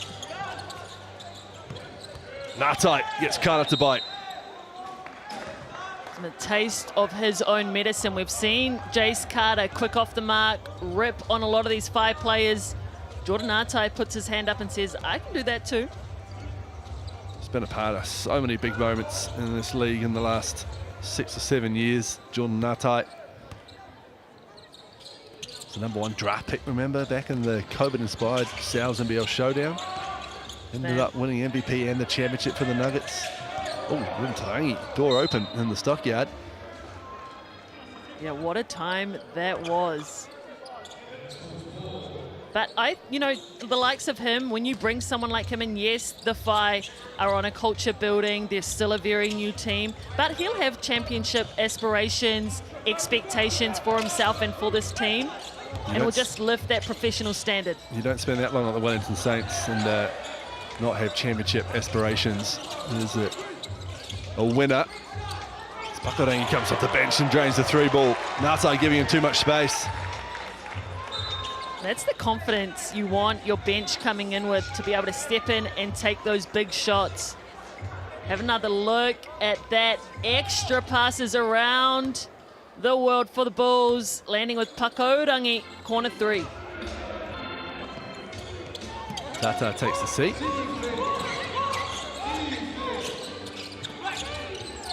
He hands it off to Murray and then sets the screen for him. Wants it in the below block, gets it. Carter on him. Bodies him, goes to work. Good defense from Carter though, and he can't get the kiss off the glass for him. Witt puts on the Jets the other way, and he does get a nice floating finish. Timeout, Matt Lacey in the 5 as the Bulls spread out to an 8-point lead.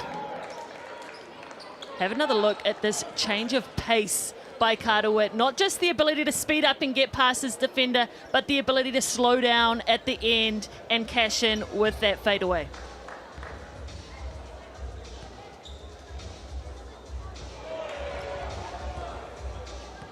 timeout for Matt Lacey. Dan Ryan will be pretty happy with the first nearly 3 minutes of this second quarter.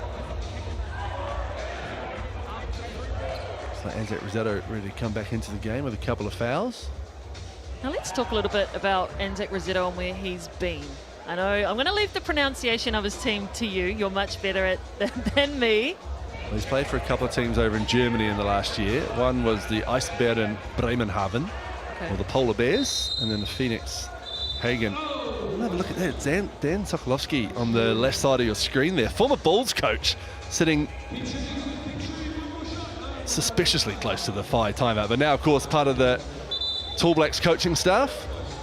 Maybe some second ears on this timeout, but him, Joe Reddish, Samara Fennell, who's also been overseas in Europe coaching. So good to see them, you know, at the game. I'm sure they're dissecting this very high IQ type of way. A lot of coaching chat going on. There always is sideline at a South NBL game, especially the ones near Tamaki Mikoto.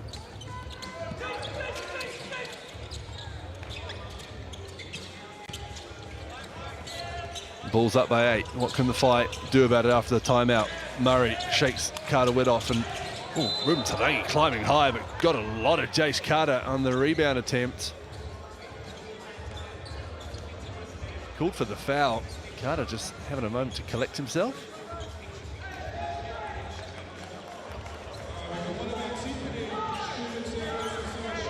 Chasing the rebound, gets up high. Didn't look good. But Jace Carter, I must say, I've been to a few Bulls games, caught a few of these games. He is one that will get straight back up, play through ankle sprains, those types of things. But hope he's okay on that fall. Witt going to drop it off to Bigger. Well read from Tarangi. Out of bounds it goes. Bulls possession. Where's all our team finish students? Are they here? Where's our team finish students? Raise your hand, team finish. Where are you? Looking for Darian Boyd. It's up the floater. Martai defending from behind. And goes out of bounds, hits the stanchion. So 5 ball. Great defense from Ngatai. He knew Boyd was hunting for his own shot. Did just enough to contest and put him off. 3.5 minutes into the second quarter, Crystal, and the FI just have 2 points in it. Jordan Ngatai looking to do something about that, but fires a bullet right into Anzac Rossetto's face. Witt goes the other way, directly, as he does.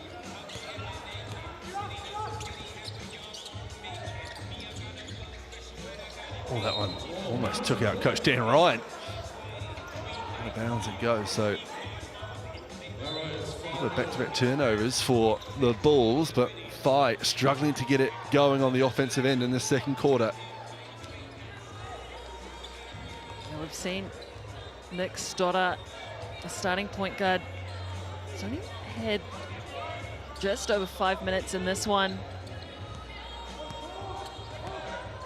Got to be careful with those calves. He's coming back off a calf injury. Bazant in among the tall timber. Rossetto clear space, gets the offensive board and the putback. That's a welcome sign for Matt Lacey.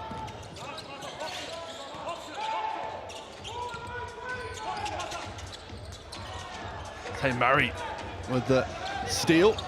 Nicely in the passing lane. Bazant wants it. Target out. Shot up. Doesn't drop. Tarangi again rising high. An offensive board again for the FI. Murray, what a find to Tarangi. Finishes through contact. And a bit of momentum for the travelling Tauranga team. That's a great back cut by Ruben Tarangi. In those timeouts we have had the pleasure of kind of eavesdropping on, we've heard Matt Lacey speak about the spacing on the offensive end for the FI. That time it paying dividends. Peyton Hughes! Rapidly game. Well, what about that pass on an absolute dime from Carter Witt? A shooter's dream. Bazant turn of pace. Beautiful pass fake and a finish. And this timeout from Dan Ryan now as the FI find their offensive gears. Yeah, have another look at that pass from Witt, right on the money in the strike zone. Then Jaden Bazant, cool, calm, collected, doing Jaden Bazant things. Had the opportunity, I thought, to take a jumper earlier in that possession. Worked it through, knew it would come up. Gets a closer look at the basket. That's what you want from your captain. Have a look at that all Kiwi lineup from the Fives. We see Dan Sokolovsky,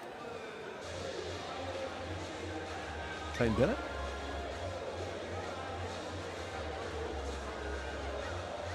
it's a beautiful thing when you get 5 Kiwis out on a Souths NBL court. I love it. Oh, absolutely. I think, you know, between the Five, the Giants, a couple of the Saints, obviously, the Rams. Just got to get behind. You love getting behind, you know, teams that really buy into their local talent. Trust them to bring them through tough moments like the Fire going through right now.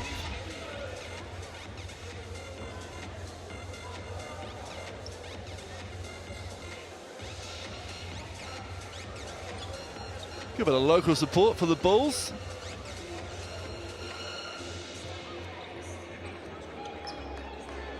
There's a lot of artwork going on there. They lead by 5, under 5 minutes to go in the second quarter. Third of a triple header in the Souths NBL this Saturday, forced upon us by the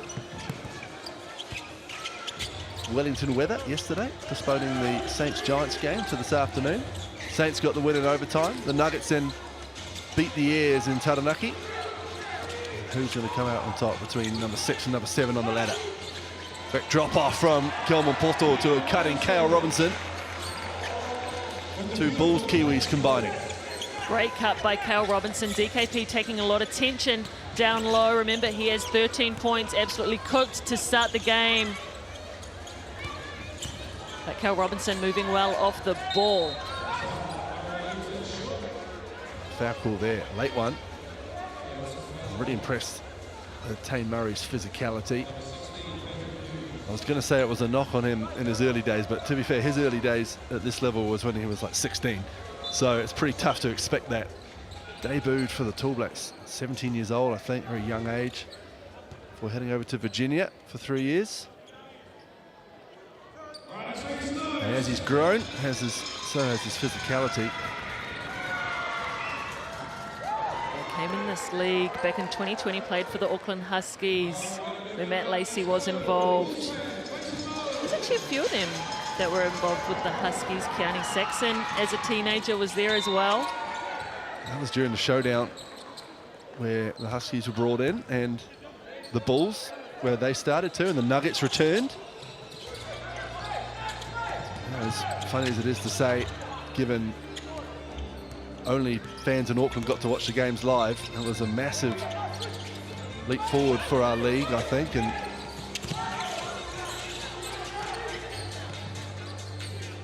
teams flourishing now because of it, and young Kiwis because of it. Guys like Alex McNaught, who started in the league back then only because imports couldn't get in the country. And now look at them, with a big offensive foul there. The last person I'd want to run into a screen from in the league, Dominique Kelman-Porto, since Aaron Bailey-Noel retired. Yeah, no one else is popping to mind. He's definitely one you would not want to hit. There's a few brick walls. Josh Ledger, actually. Oh, yeah. Even Anzac Rosetto. But you love having them on your team. Bounce pass from Saxon. Great ball movement for the Five. Xander Masters finishing it off with a 3 in front of his own bench. 2-point game. Carter driving. Blocked by Rosetto. Gets straight back. Rosetto, good defense again. Just an uptick in intensity from the Fire in the last couple of minutes. Wet, no look pass to Kelman-Porto, who is swarmed. And who is that foul going to be on? Rosetto will be hoping it's on Keani Saxon. Carter Witt just has a knack of threading the ball through gaps that you don't think are there. His little lookaways, the fakes he throws in to also get it there, massive. Look at that, look off to the left. Knows exactly where he's trying to deliver it, though, to DKP in the lane. And that's a massive plus of DKP's game as well. The hands he has, the ability to go get balls, tough passes. It's like he has glue on there sometimes. Carter averaging 9.9 assists in 2026. He's already up to 5 today. Scan that QR code to find out more about the awesome Chemist Warehouse Hoops and Schools initiative. Your school facilities looking prim and proper. Some beautiful new hoops. 43-40. 3 minutes to go.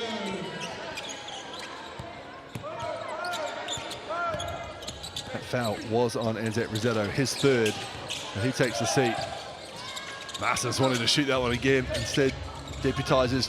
Great move off the ball from Tata and Ngatai, but just a little step too far from Nick Tata. Cool for the travel.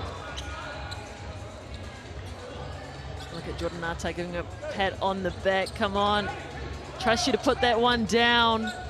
He just seems to be playing under pressure, Nick Tata, and it's tough when you're an import and you come into a league and you perhaps don't perform as well as you think you should, or your team thinks you should, and then you're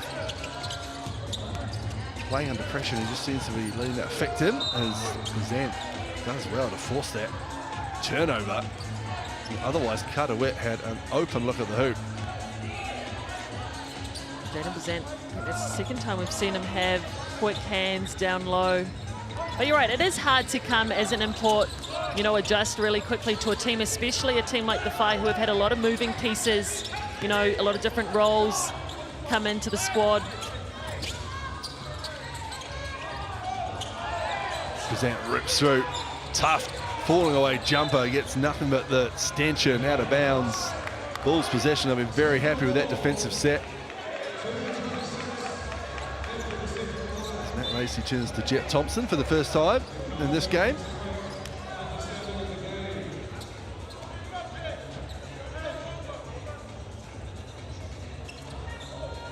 It's Jaden Bazant who takes the seat.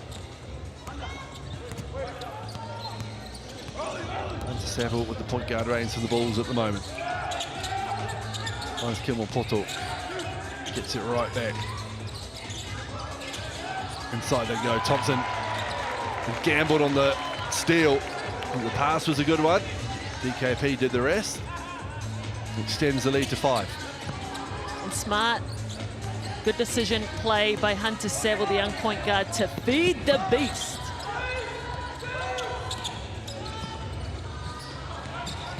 $16 points to Kilmore Poto. Masters, another 3. Another one goes down for Xander Masters. Yeah, I agree with Darian Boyd. Wow, that is quick. If you're not there on the catch, you are too late for Xander Masters.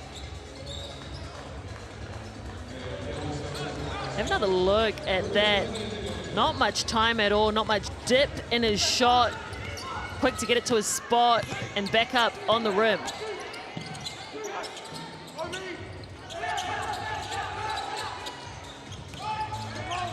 Kilmore Poto just goes to work, draws a foul, gets the bucket, to the line for one more. And we mentioned briefly his extensive experience playing 3x3 on the international stage. He is so comfortable getting the ball on the three-point line and going to work. And Nick Tata just taking along for the ride that time. Yeah, too comfortable. We said DKP knows how to use your body against you. That little reach that Tata decided to try really cost him in the end. DKP was able to keep him on his back, on his hip. Had the extension with the left to finish. And that also gave Nick Tata his 3rd foul, yeah. Both Rossetto and Tata on 3 fouls, and Cal Robinson has read that.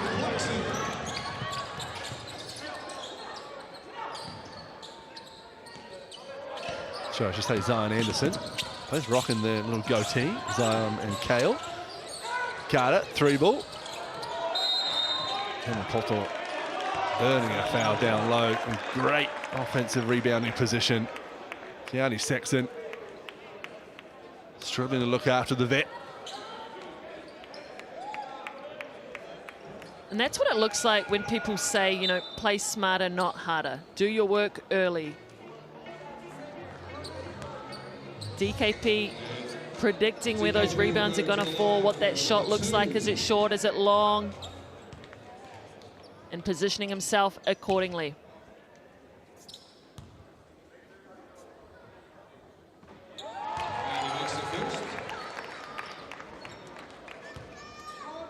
I'm all about the sister shoutouts.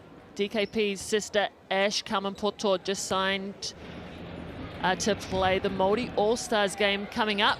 A few of our players actually in that Zanda Masters will be on that tour.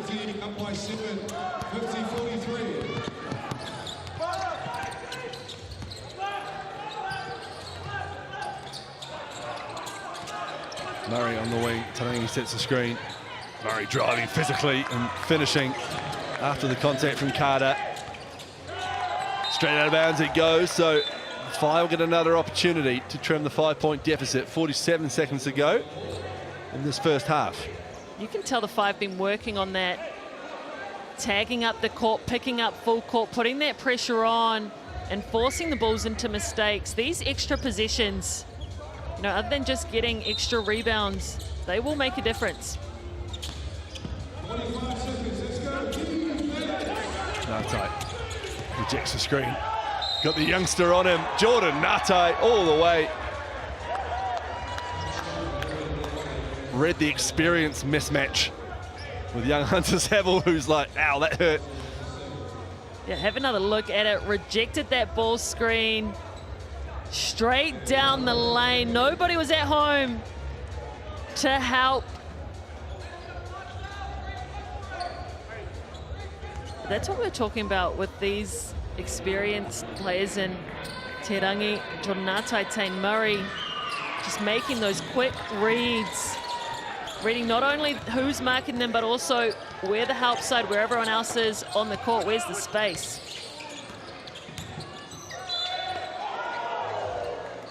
Foul called there. The fight convinced Carter had just lost the ball.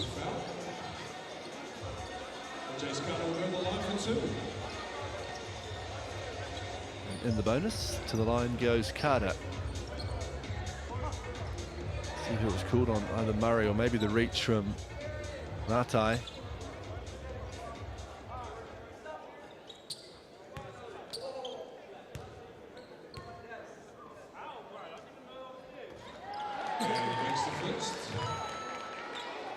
This is why you have to get to a game, to catch all the live reactions from our players to calls.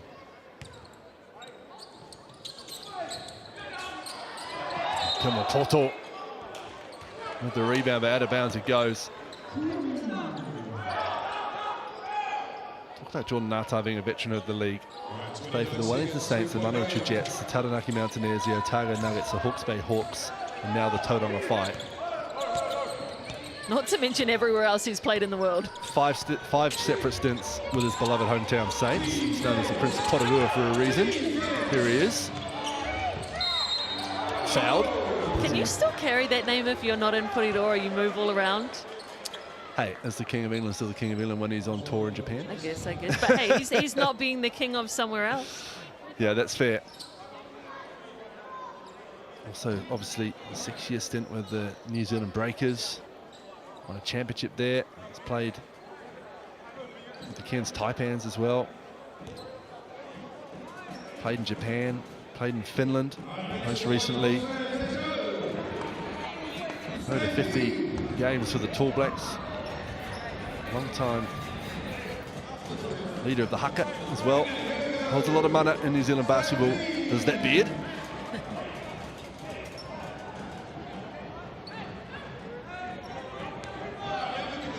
Five-time champion of our league.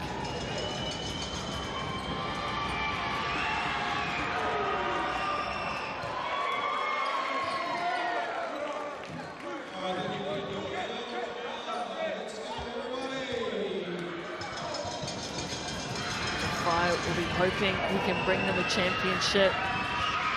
As well, still hunting for one on the men's side. They've won a couple in the Tauahi League. But could this be the year? 6 seconds to go in the first half.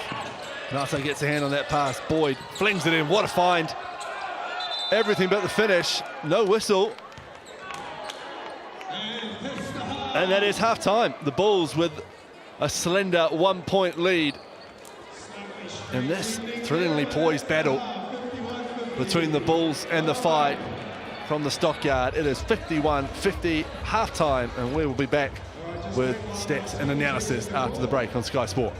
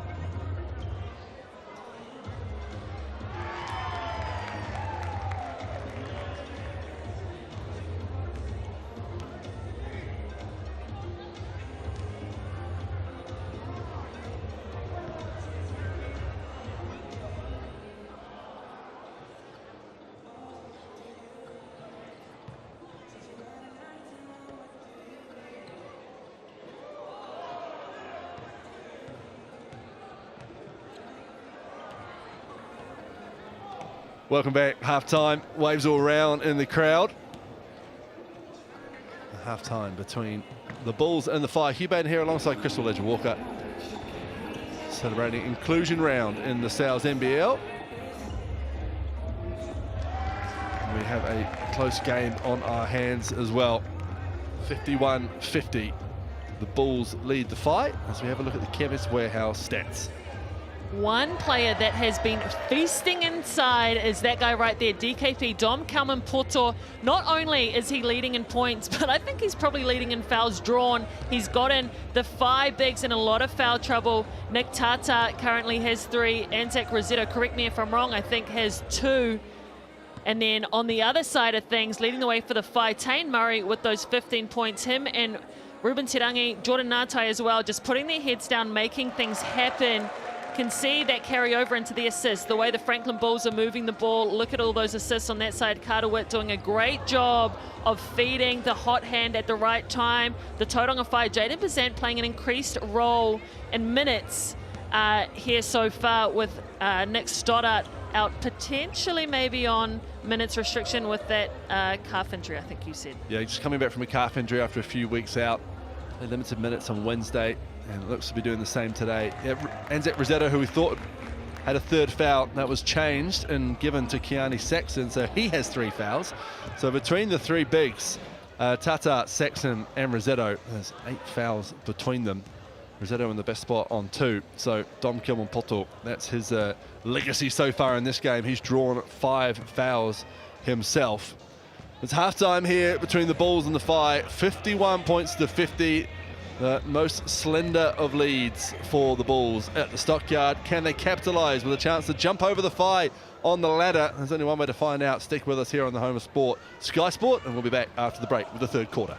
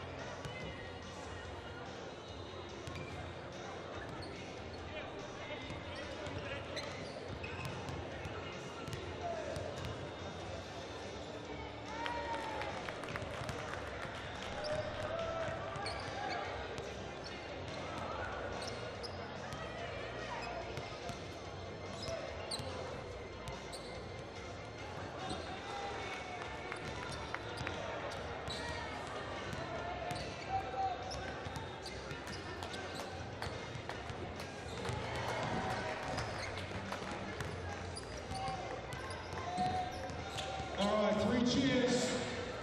Well done, guys.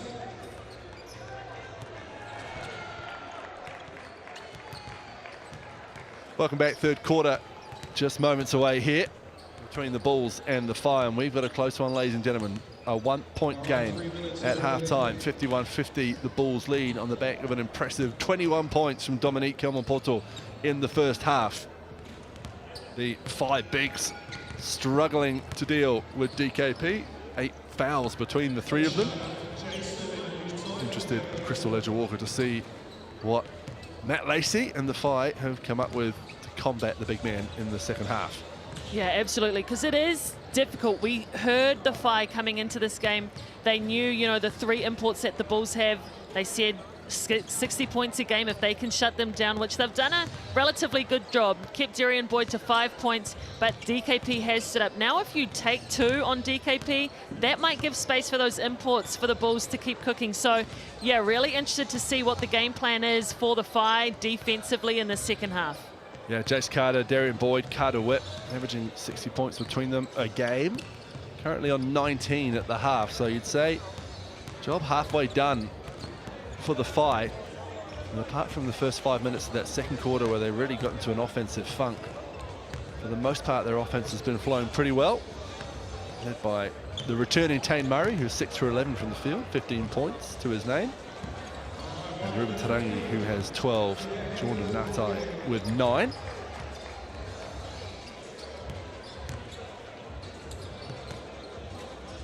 I think we're really about to see what these Whai coaches are thinking. We heard the Bulls also say they've put in some new offenses this week. So this is the first chance the Whai has seen a lot of these sets that the Bulls have been running.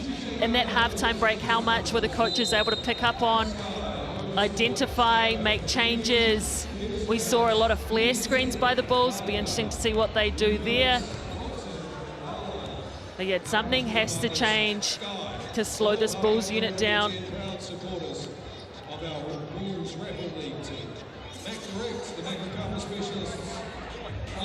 It looks like Matt Lacey's going to go with that full New Zealand lineup of his. Murray, Tarangi, Natai, Bazant, Rossetto from left to right.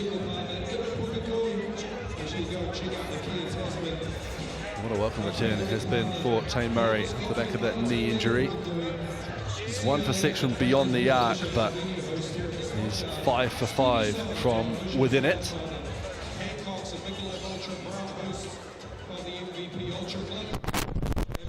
We're going to get to that point in this third quarter where those young, rapidly players are going to have to come in and make an impact. See Peyton Hughes and Xander Masters hit threes already. And hit some and some more. Peyton Hughes, 4 threes in 1 quarter in that Rapid League game. Can get going and going fast.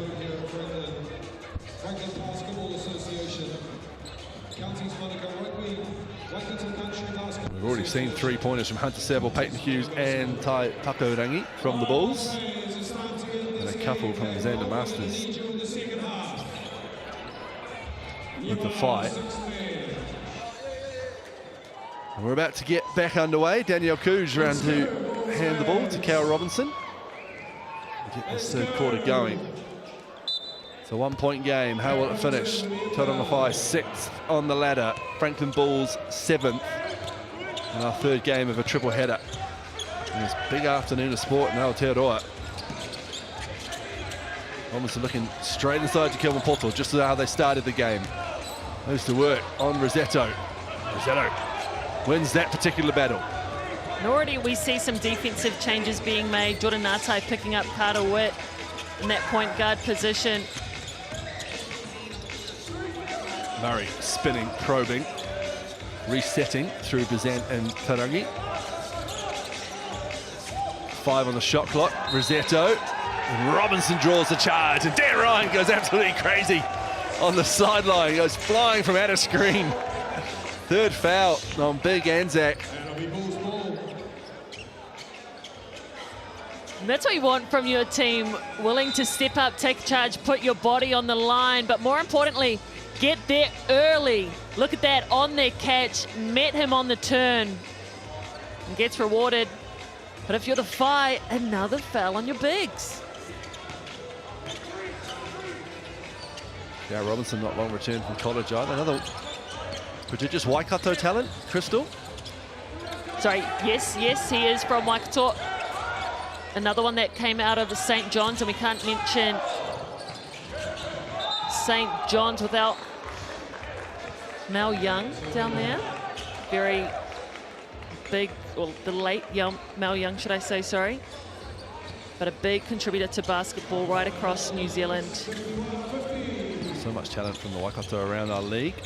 At that time there was a team back in the region. I miss the Waikato Piston days. Great players back in the day. The greatest in Para-Cameron. Outside finds Bazant. Pulls up a high arcing mid-ranger, rattles around, doesn't go. Rebounded by Kilmapoto. It's rebound number 2 for DKP.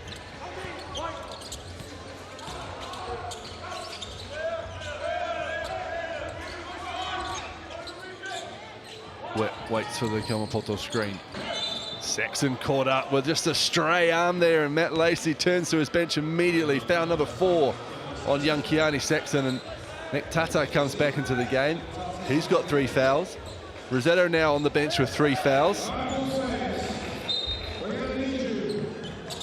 Matt Lacey, hands on hips.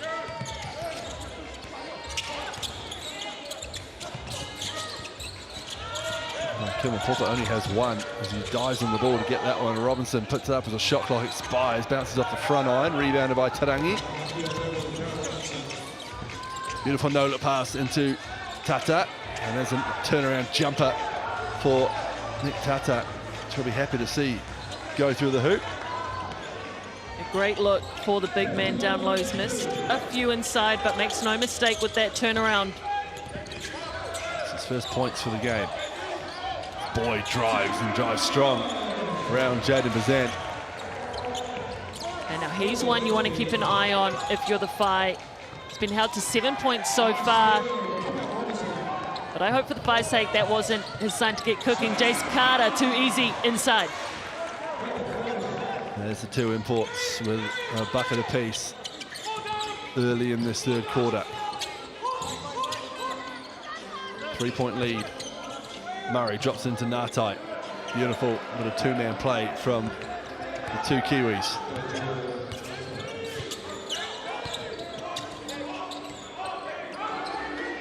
In the corner, Carl Robinson left alone. Offensive rebound, Kilmapoto.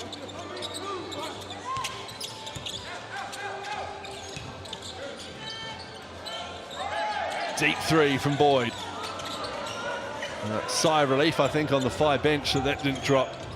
And Darian Boyd's one of those players, once he starts scoring, he also picks it up on the defensive end as well. Jordan Latai, great job to keep that in bounds.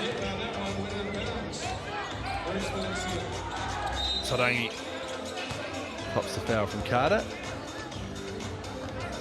Foul number 3 on Jace Carter, who thinks he's on 2, and I think he's just been told from the bench he's actually on 3, and he may not have done that foul if he knew that. Yeah, Jace Carter is crucial to this Bulls team, not only what he does on the offensive end, but the way he rotates, especially in help side, as that last man at the back. This could be a time for the Phi to pounce and make a run. Zion Anderson has come on in Carter's place. We've got young Ellis Bigger out there as well. Not so young, but fresh-faced Ellis Bigger. He's still at the start of his pro career, DP out of Southeast Melbourne Phoenix. Boyd to Anderson, turns out a 3, instead they reset through Carter Whip. 5 on the shot clock. Fall-away jumper's a pretty one from Carter Whip.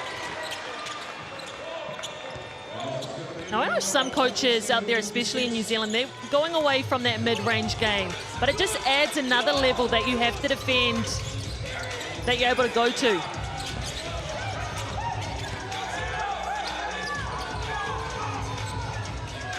Murray catch and shoot, that's short from the corner.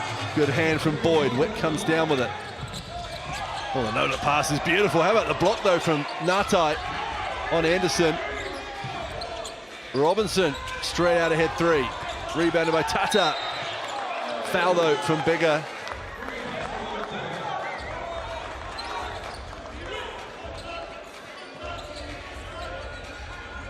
And the Bulls, who led by 8 at one point, it's with a 1-point lead again.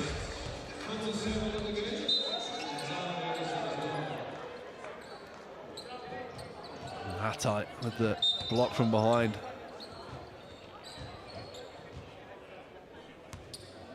Whoa.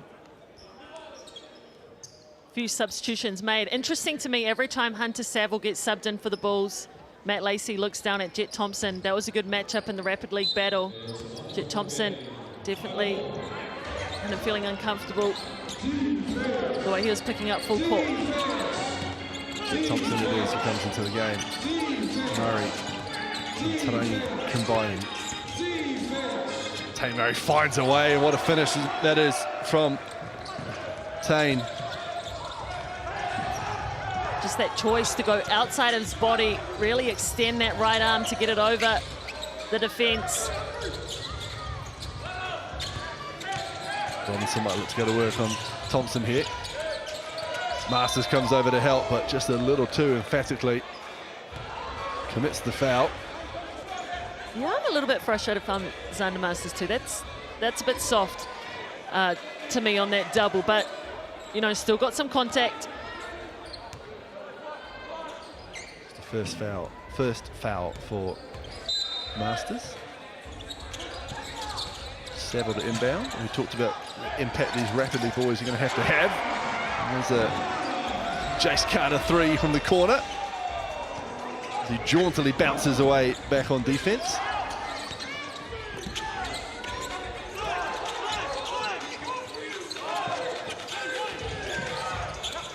Thompson, Tauranga, delayed pass. Driving is Tate Murray and throwing it down with one hand.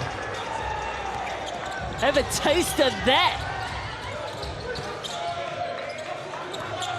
60 points apiece, past the midway point of this third quarter. Carter doesn't want the screen. Step back three over Tauranga. Nothing but out of bounds.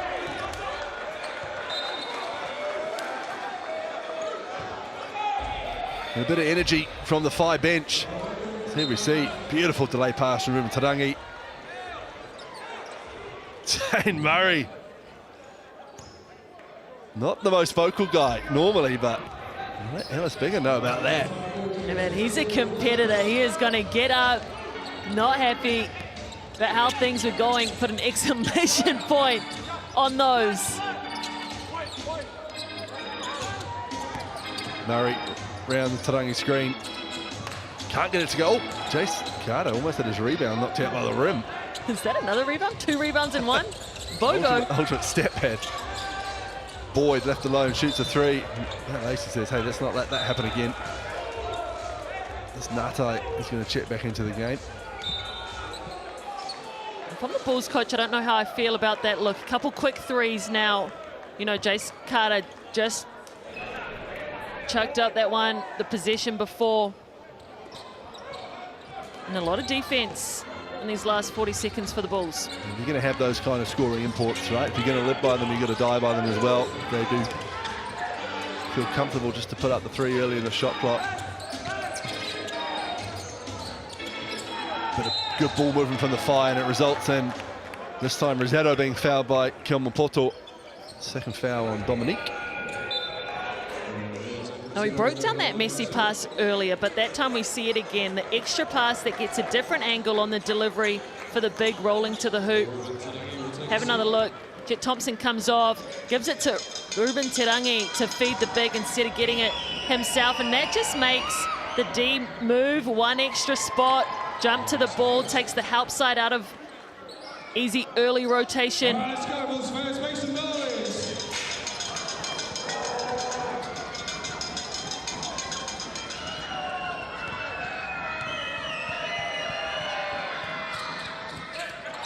In and out for Rosado. The Phi have a 1-point lead. Wet back in the game. Oh, as Kelmapoto just swivels his caboose into the way of Jet Thompson, and is called for the offensive foul. So back-to-back fouls on DKP. Sees him up to 3. Jet Thompson this season has really bought into his role for me. Locks in on the defensive end. You know, isn't just scoring hungry, isn't afraid to do that dirty work.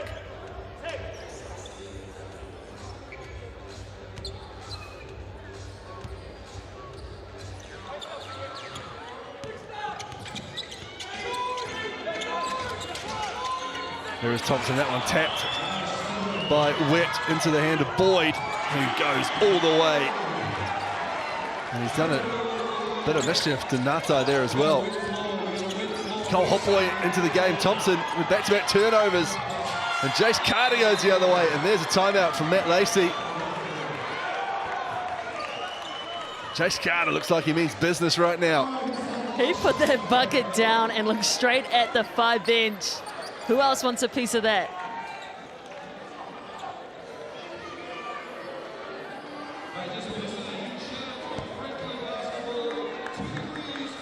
Just as we talk about how much we love Jet Thompson.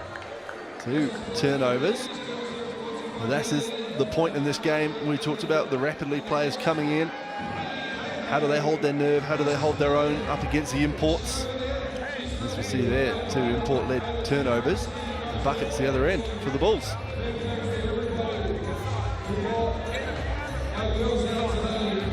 You know, we've spoken a lot about how good it is to bring in, you know, veteran players like Jordan Ngatai, like Ruben Terangi. But as a youngster, when you're playing with them, you get this like unspoken have to give them the ball. You know, like if they have that look in the eyes, yes, absolutely, here it is. And it's hard to adjust, you know, sometimes, and know when to pick your moments and know when to go to them, when to take a risk. So I feel for some of these 5 players coming off the bench and stepping up in crucial moments in these games. Well, it wasn't terminal, that's for sure. It's just 3 points. And there's still 2 minutes 50 to go in this third quarter.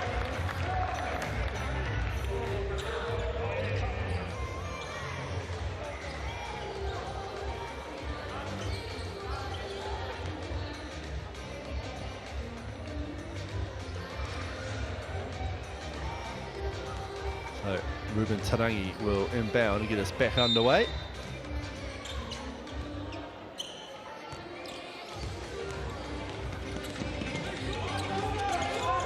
That'll come and set the screen in the corner, wide open with Bazan.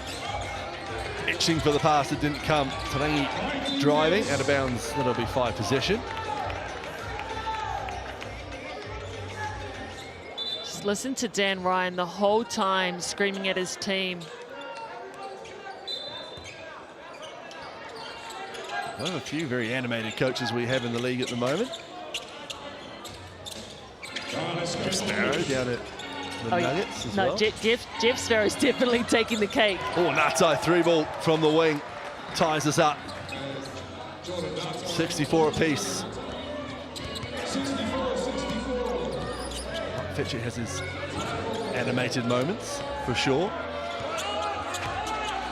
And anytime there's a bad call, sure, every coach will give them a run for their money. Or a call they don't agree with, should I say. No bad calls. Their pass there, though, from Carter Witt, a rare one, as he looked to give it a bit of English off the ground. Skidded out of bounds, so freebie for the fight. He's got a chance to take another lead. Bunny in. We'll give it right back. Tame Murray with the handling error. So back-to-back sloppy turnovers from either team.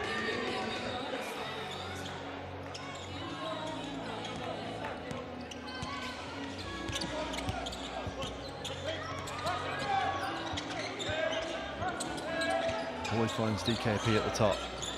Gonna work off him. Just took his eyes off it. Back-to-back sloppy turnovers. Neither team wanting to take this game by the scruff of the neck as the third quarter reaches its conclusion. In a minute and 45 seconds. You know, maybe a bit of fatigue setting in, especially for this FI squad. That quick turnaround. After an overtime game, yeah, you're right, just 3 nights ago. Murray, catch and shoot, 3-ball, down it goes, Tay Murray. Hey, he's talking his stuff tonight. 22 points from Murray on his return. Carter, unfortunate slit, managed to retain the handle in, may I say, quite a cool way, but still traveled. They drag that back foot. It's like a little dance move. Really stretched my groin just watching it. Murray, Tarangi, accosted by Wet. He likes that matchup. There's room. Tarangi up with his left. 16 points for the former Tall Blacks captain.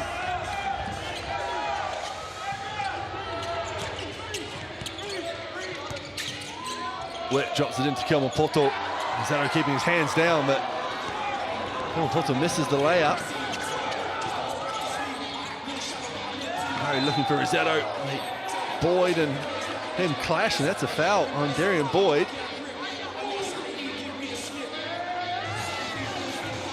Just his first foul, so nothing to really worry about for him, but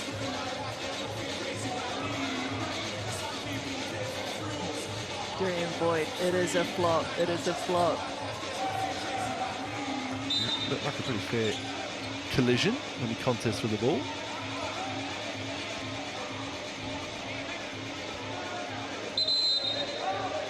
But it has sent NZ Rossetto to the line to shoot two.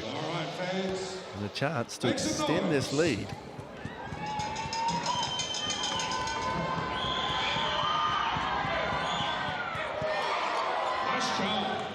This is the first. All right, let's go again. Here we go.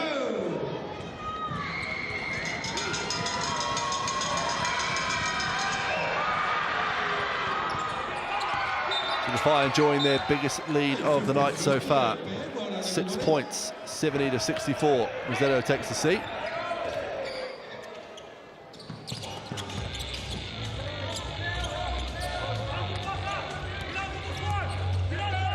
Wet has 6 points, 6 assists.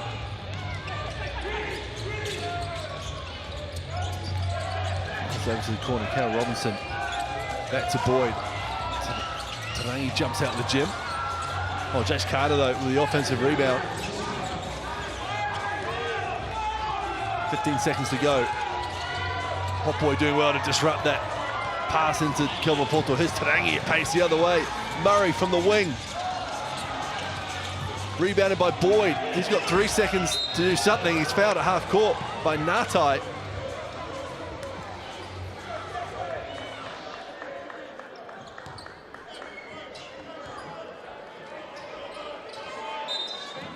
Are they in the bonus? No, we're going to the side. Smart foul then from Jordan Ngatai to stop that transition break.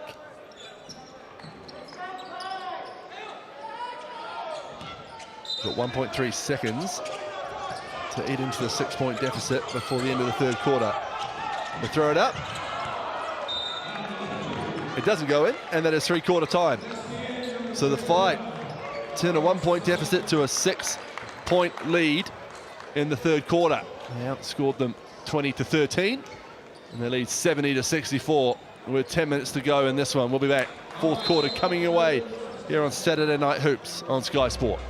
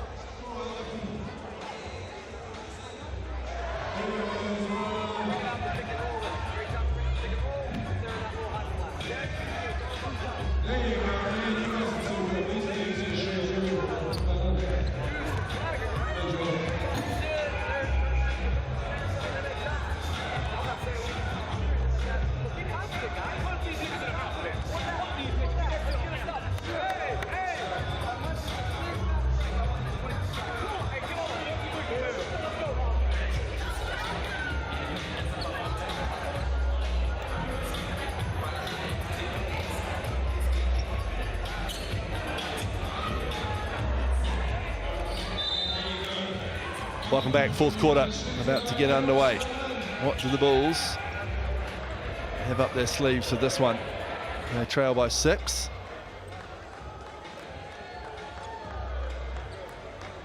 The Whai, having lost an overtime thriller to the Sharks on Wednesday, for the win they feel they richly deserve. Speaking of richly deserve, they richly deserve one of those large meatball pizzas, actually, Crystal. I like that segue. Hope you got that deal. That deal down. Some yummy pizza from sales all around. Murray. Oh, Tate Murray, how about that? What a way to start the fourth quarter. He's up now to 25 points. Putting the Whai on his back.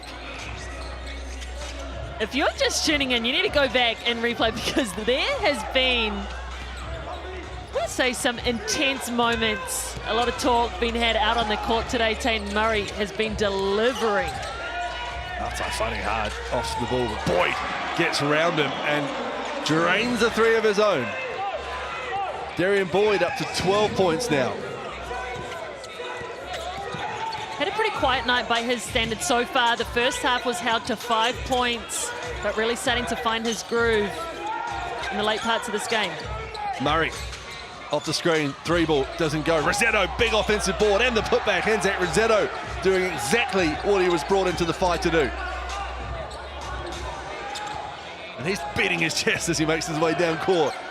Hey, he read the job description when he was on his way. He knew his role to absolutely clean up the glass. He could be in for a fiery finish as Carter slings that one across to Boyd, who drains another one. And he's averaging over 20 points this season. Nice delayed pass from Murray to Masters. Doesn't want to shoot the 3 this time. They reset through Tate Murray. 10 on the shot clock. Oh, Tarangi driving and slamming it home with his right hand. He ran onto that one at pace. Yeah, he's so good at that, getting it with momentum behind him already. Before that defense even reacts, with fancy handle. Oh, smoked the lay. Everything but the finish for Carter Witt. Tarangi looking to take advantage. Oh, nice find to Tate Murray. And we have an early timeout in this fourth quarter from Dan Ryan and the Bulls. They trail by 9. Tate Murray is having himself a game, 27 points. With just under 8 minutes still to go. He's just doing it all tonight. Been hot from the 3. He's made great reads off the ball like that one. Back cuts, moving. We've seen him throw down a monster slam. And that gave us a taste of how he was feeling about tonight and this matchup. He's had to take the reins tonight. Nick Stoddart pulled after 5 minutes, or just under 6 minutes of action. All early on as well, so that calf obviously not back to 100% for Nick. So Tate Murray has stepped up in his absence tonight.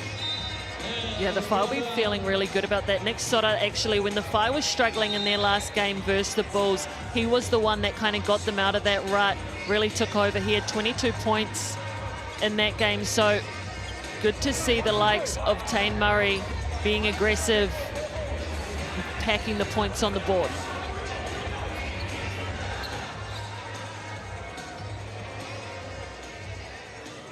This is when having a veteran like him comes in handy. It's like having a coach on the court with him and Tarangi out there. Done about everything in our league, those two.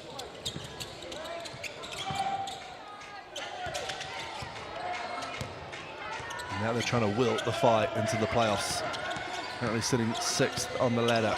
And win against the 7th place team will be a big one for Matt Lacey's men. Carter Witt drops it off to Dom Kamapoto. Rossetto thought he had a clean strip. Instead, he's got his 4th foul. Tate Murray just willing him to stay in the huddle and not go and talk to the refs. But he will be subbed, and hands at Rossetto everything within himself to not talk out of hand to the officiating crew. It's a one-man battle we just saw as he walked off the court. He's still having it with himself on the bench. Always performative. There's Anzac. Yes, take some breaths. Hakiroto, kakiwaho. He tried everything there. The upshot is, Botta leaves it short. Does he come away with the offensive board? He doesn't. Saxon does. What a heads-up play. Keani Saxon throws it off the legs of Jace Carter. You can just see how much these guys want it. They know what's at stake. They know they're right next to each other on that ladder.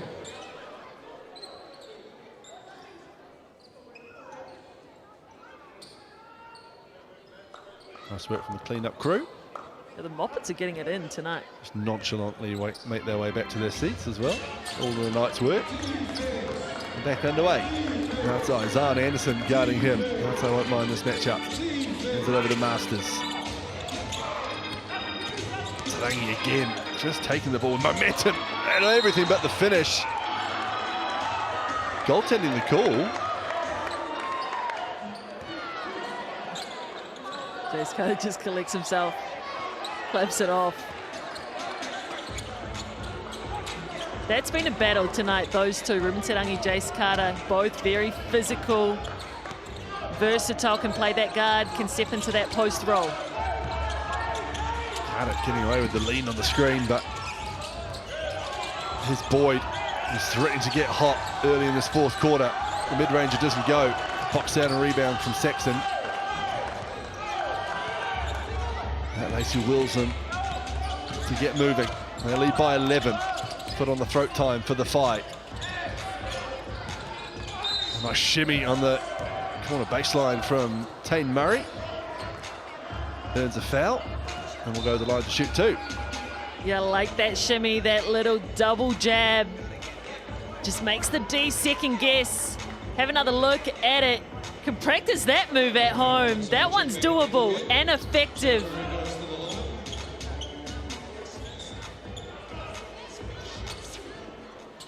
We'll go to the line to look to add to his 27 points.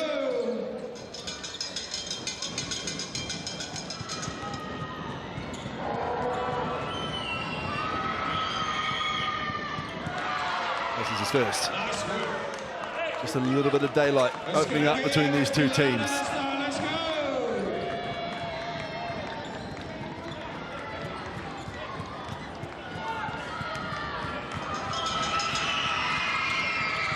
This is both. There's Tane Murray.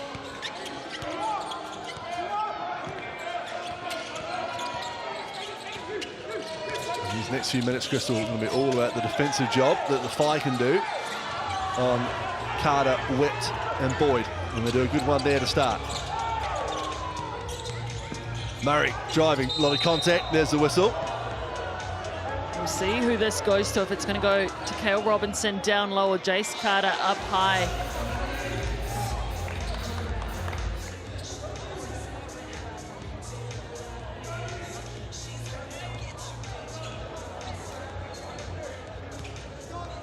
Murray having just missed two free throws, straight back to the Chemist Warehouse stripe.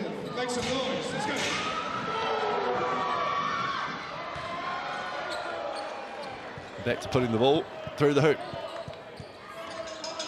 All right, here we go.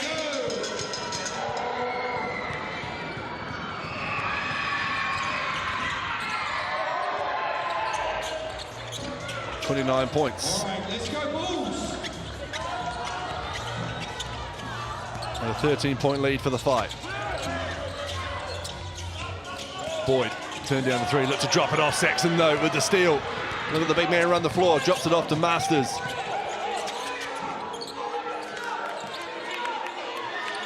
They reset. Natai wants the screen. It's come off the foot of Ellis Bigger, has it? No, it hasn't. It's come off Jordan Natai. Turnover ball. Just how the poise Jordan Natai plays with. He had a lot of movement just from those ball fakes before he even put the ball on the floor. And playing that point guard role, he has some height over Carter Witt. Three ball off to the left from Carter. Panangi surveys his options. Passes off to Murray. Deep three, a little bit of space. Takes it. Can't get it to go. Big collision under the hoop, and Xander Masters gives the fight another possession. Good hustle from the youngster as he's replaced by Jaden Bazan. Xander Masters, such a good role player off the bench for the Whai. Comes in with confidence, the ability to knock it down in that time. Doing the little things, hustling after boards. Oh, well read from Carter Witt. Sneaks through and gets the steal. Nato tried to commit the foul to slow things down. Come on, Poto. Contorting his body but can't finish. The Whai get away with another one. And this is where this experience for the Whai comes into play, knowing the time and score, game management. Jordan Natai with the step to the left. Too long. 6 points in 5 minutes for the Bulls in this fourth quarter.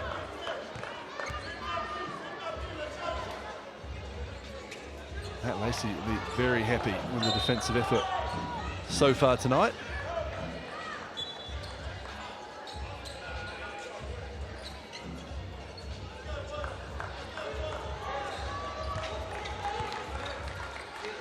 Quick break for Masters, who's straight back in the game. What a luxury for Matt Lacey with his two imports. 15 minutes between them, Slodan and Tasa, one forced and one a coach's call. His Kiwi lineups are getting the job done so far, and there's a shot clock violation from the Bulls in their home gym. Real coach killer for Dan Ryan. Right, come on, fans, count that down for us.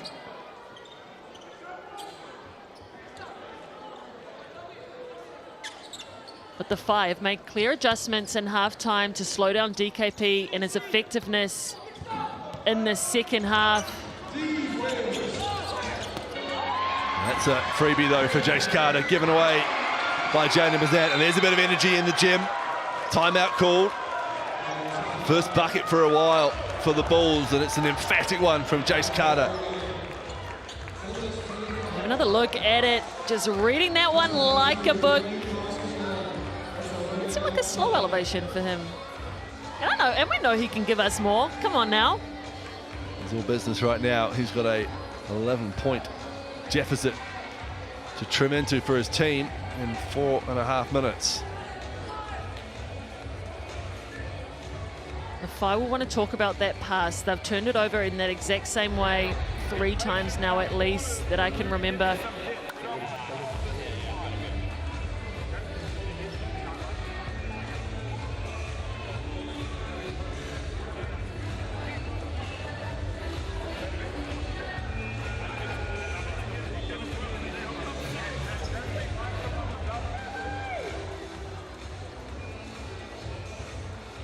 You know, you've been a coach before. What is it like when you have players that really buy in, can lead those conversations?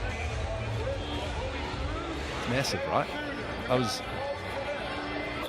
an assistant coach. Hey, it's all the same. I was assistant coach, very lucky to be part of a couple of under-18 or back-to-back under-18 championship teams with Nelson, head coach Phil Jones, and our captain Hayden Jones.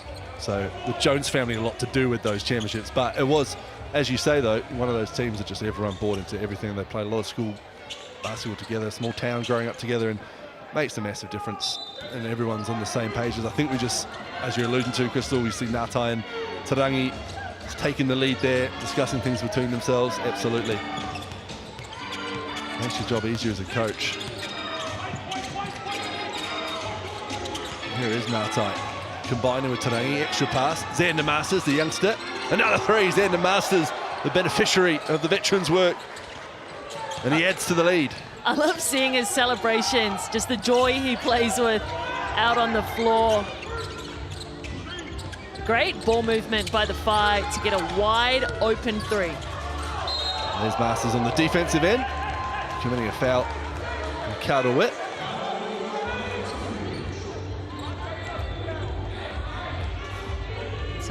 Some frustration on this Bulls side. We can see How good for Matt Lacey to have a youngster fresh out of the Rapid League just chime in with 9 points. He had 20 on Wednesday night in the NZNBL game as well. Playing with that confidence, green light, catch and shoot, no matter who's in front of him. What an addition for him.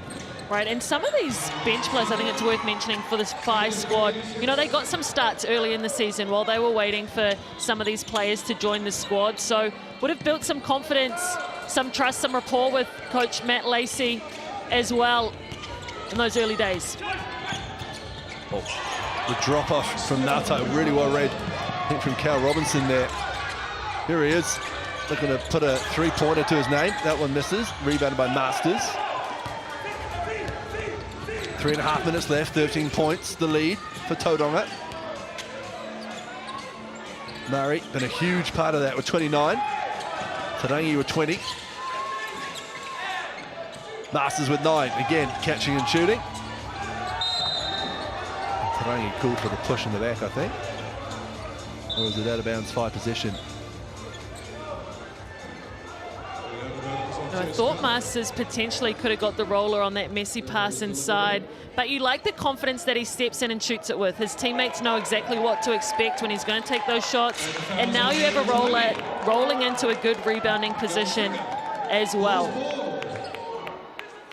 Now, one player for this Bulls team that I think's been a little bit quiet tonight is Cal Robinson. They've held him to 2 points. The 5 really locked him down. Last time they played, he had 15. And was MVP of that game, if I remember correctly. It's a more better defensive performance so far from the 5. That 3 ball too strong, rebounded by Team Murray. Rebound number 6 for Tane. Jordan Martin now knows the clock is their friend. Around the Tarangi screen. Drops it off. Tarangi going to work on Robinson. And finishing 2. Timeout for the Bulls.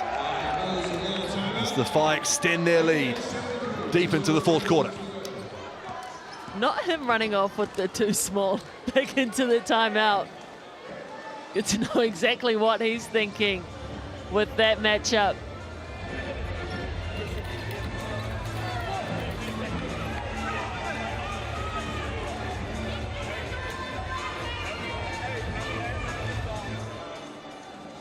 Here is Tarangi going to work up with his left. Just yet the hint of the too small there from the vet. Rocking the longer hair at the moment is Rubes. Thoughts? I'm with it. I'm all with the different hairstyle, the changes. I'm waiting for DKP to have a change up. No, we saw him come out with the blonde. I did hear, though, the bleach is killing his hair, and his partner, you know, she's concerned that she's the one that will have to deal with that for years to come. She's the one who does it, isn't she? Right, yeah, she is. There's been some great ones over the years when he spending those few years down in Southland as well. Spiderweb at one point, hey? There was a spiderweb going on, I remember. There was a spiderweb, the Joker. The Bulls logo, that's been my favourite. When he had the longer hair as well, which is the tips. Oh, good stuff. Oh, we need Casey's cuts back in the mix. Sets the screen, does Kimapoto, and then gets it back, picks it off the knees after the bounce pass and finishes nicely. They'll be happy straight out of the timeout. Well, Dan Ryan. They still trail by 13 with just over 2 minutes to go. At home in the middle of the ladder clash.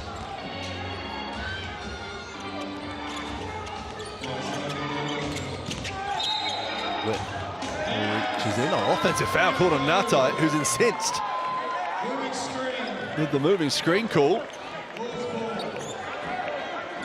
Bulls possession.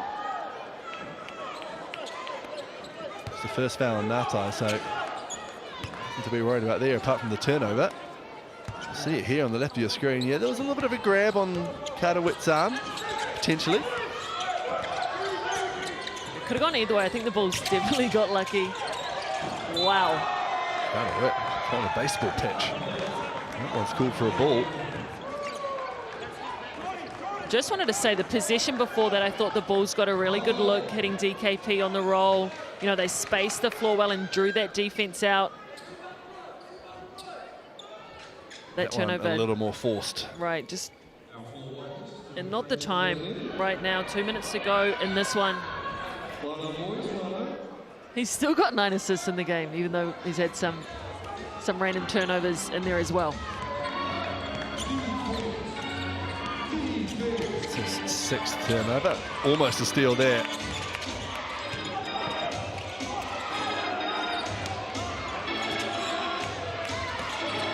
Masters out there with the vets at the moment for the fight. Tarangi going to work, wanted a whistle, didn't get it. DKP picks it up off the floor, drops it back to Witt. Carter, Rossetto dicing with his 5th foul a couple of times on that possession. Carter comes away with the points. Great body control in the end to slow down, get to a spot where he could line up the rim. Masters wide open for 3. The youngster delivers again. 12 points is under Masters. Boyd looking to reply with 3 of his own. Kilmapoto with the offensive board. Boyd goes again from a different position off to the left this time. Tangled up, out of bounds. Foul called. And by the reaction of Matt Lacey, it might have been called on Xander Masters, who was talking to Jace Boyd out there. Ends up Rossetto getting in the way. There's been a lot of chat in this game. You can tell tensions are high. A lot riding on this. They can feel the playoffs coming. Foul, looks like it is called on Masters. Carter will shoot 2, look to add to his 21 points. We talked at the start about keeping them below 60, the 3 imports of the Bulls. And Carter's going to get his. He's on 22 now with a free throw to go. Boyd on 15, who averages 22, so they'll be pretty happy with that. And Carter Witt, who averages 17, just to 7 points, 9 assists though, which is his average. But Matt Lacey, we're pretty happy with that. Not to mention the 91-79 lead with under a minute to go. Tarangi, the fingertips of Nate keep that in. And they'll use every second they can here as Rossetto comes to set the screen. You know Xander Masters wants it in that corner. Coming off a 20-piece. Currently sitting on 12.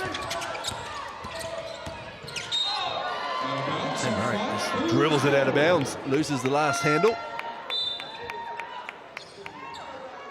We've got a timeout for the Bulls. I mean, I think this game's pretty much done if you're the Bulls, but you want to finish on a high. You know, momentum carries over games. You want to finish your last possessions well. We know the points differential definitely matters down the stretch. But right now, a lot of pride, a lot of that culture. How are you going to respond? How do you continue to choose to respond to tough moments, to adversity? And the Phi, they had some adversity throughout this game with their bigs in foul trouble, struggling to defend inside, but they've made some really good adjustments in this second half, which completely have flipped the script. Not to mention their starting point guard only managing 5 minutes before being pulled with that injury. I think it just shows you what Matt Lacey's building. Now the pieces are all there. Natai's come in and Rossetto now. And maybe they've got a decision to make with Tata. Interesting to see what they do there, but they're looking a dangerous team.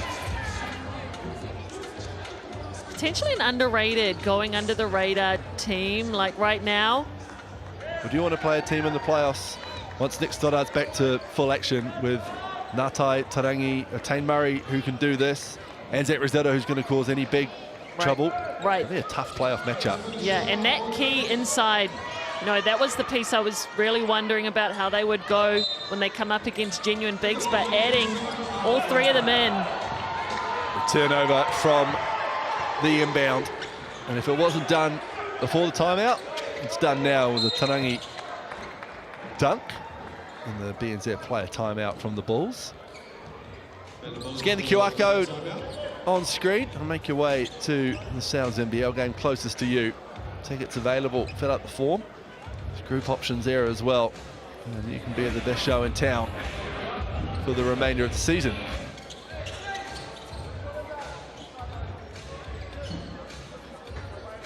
Still plenty of basketball to be played. The Whai will improve to 6 and 9, leaving the Bulls on 5 and 9, the Airs on 5 and 9, the Jets on 5 and 10, the Giants on 4 and 10.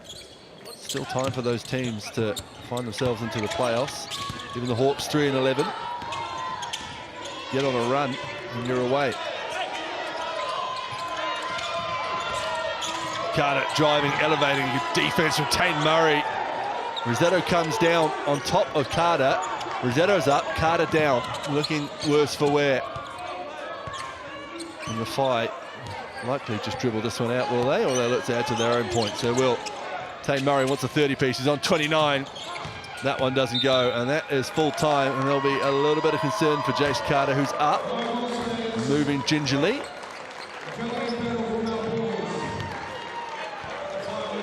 The Moppets don't mind, straight into mopping. I respect that, you've got a job to do. Our job's done here though. The Whai have come away with it 93-79, a big win for them in terms of that battle for the playoff spots. They consolidate 6th place.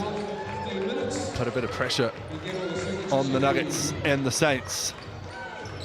Tate Murray, the MVP for this game, 29 points. Stepped up in the absence of Nick Stoddart. Murray himself returning from a knee injury, kept him out for a couple of games. Firing on all cylinders tonight.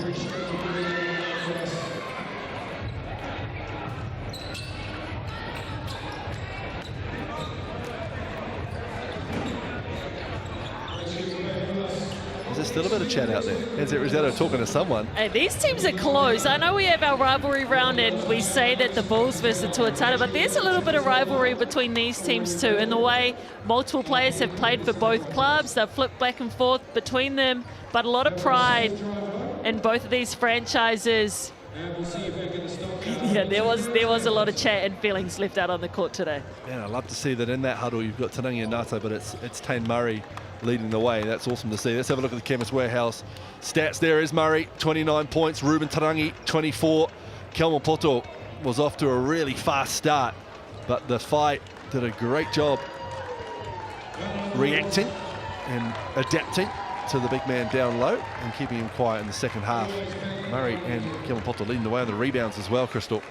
Yeah, Jace Carter also getting up there for the rebounds. I hope he's okay. That last play, definitely not the way the Bulls would have wanted to end that game. But how about Carter Witt getting his average 9 assists? That is not easy to do. People sitting at home on their couch, 9 assists is ridiculous to be averaging, especially in this high-level league. And then have a look at those steals. The Bulls flying all around the court. Cale Robinson, Carter Witt, Jace Carter leading that way with 3. But they just couldn't come up with enough in the end to get the job done. And the Whai will be happy with the way they've turned around, that quick turnaround from Wednesday to walk out of here with the W. More basketball to come. It's that time of year in the NZNBL. To Ototahi we go tomorrow for a 2 o'clock tip between the Rams and the Hawks at the pretty new home of the Canterbury Rams, staying in the beautiful South Island. We go to the top of the South, Trafalgar Centre, when the Giants take on the Tuatara. Giants backing up from this afternoon overtime game against the Saints. And now they've got to take on the top of the table Tuatara tomorrow in Nelson. Skip forward to round 13 Wednesday. Then we're at the Shark Tank with the Rams heading south to take on Southland. And Thursday night in beautiful Hawke's Bay with the Hawks taking on the Taranaki Airs. What a time of year and what a night it has been for the Tauranga Whai, who shook off a slow start to take down the Franklin Bulls.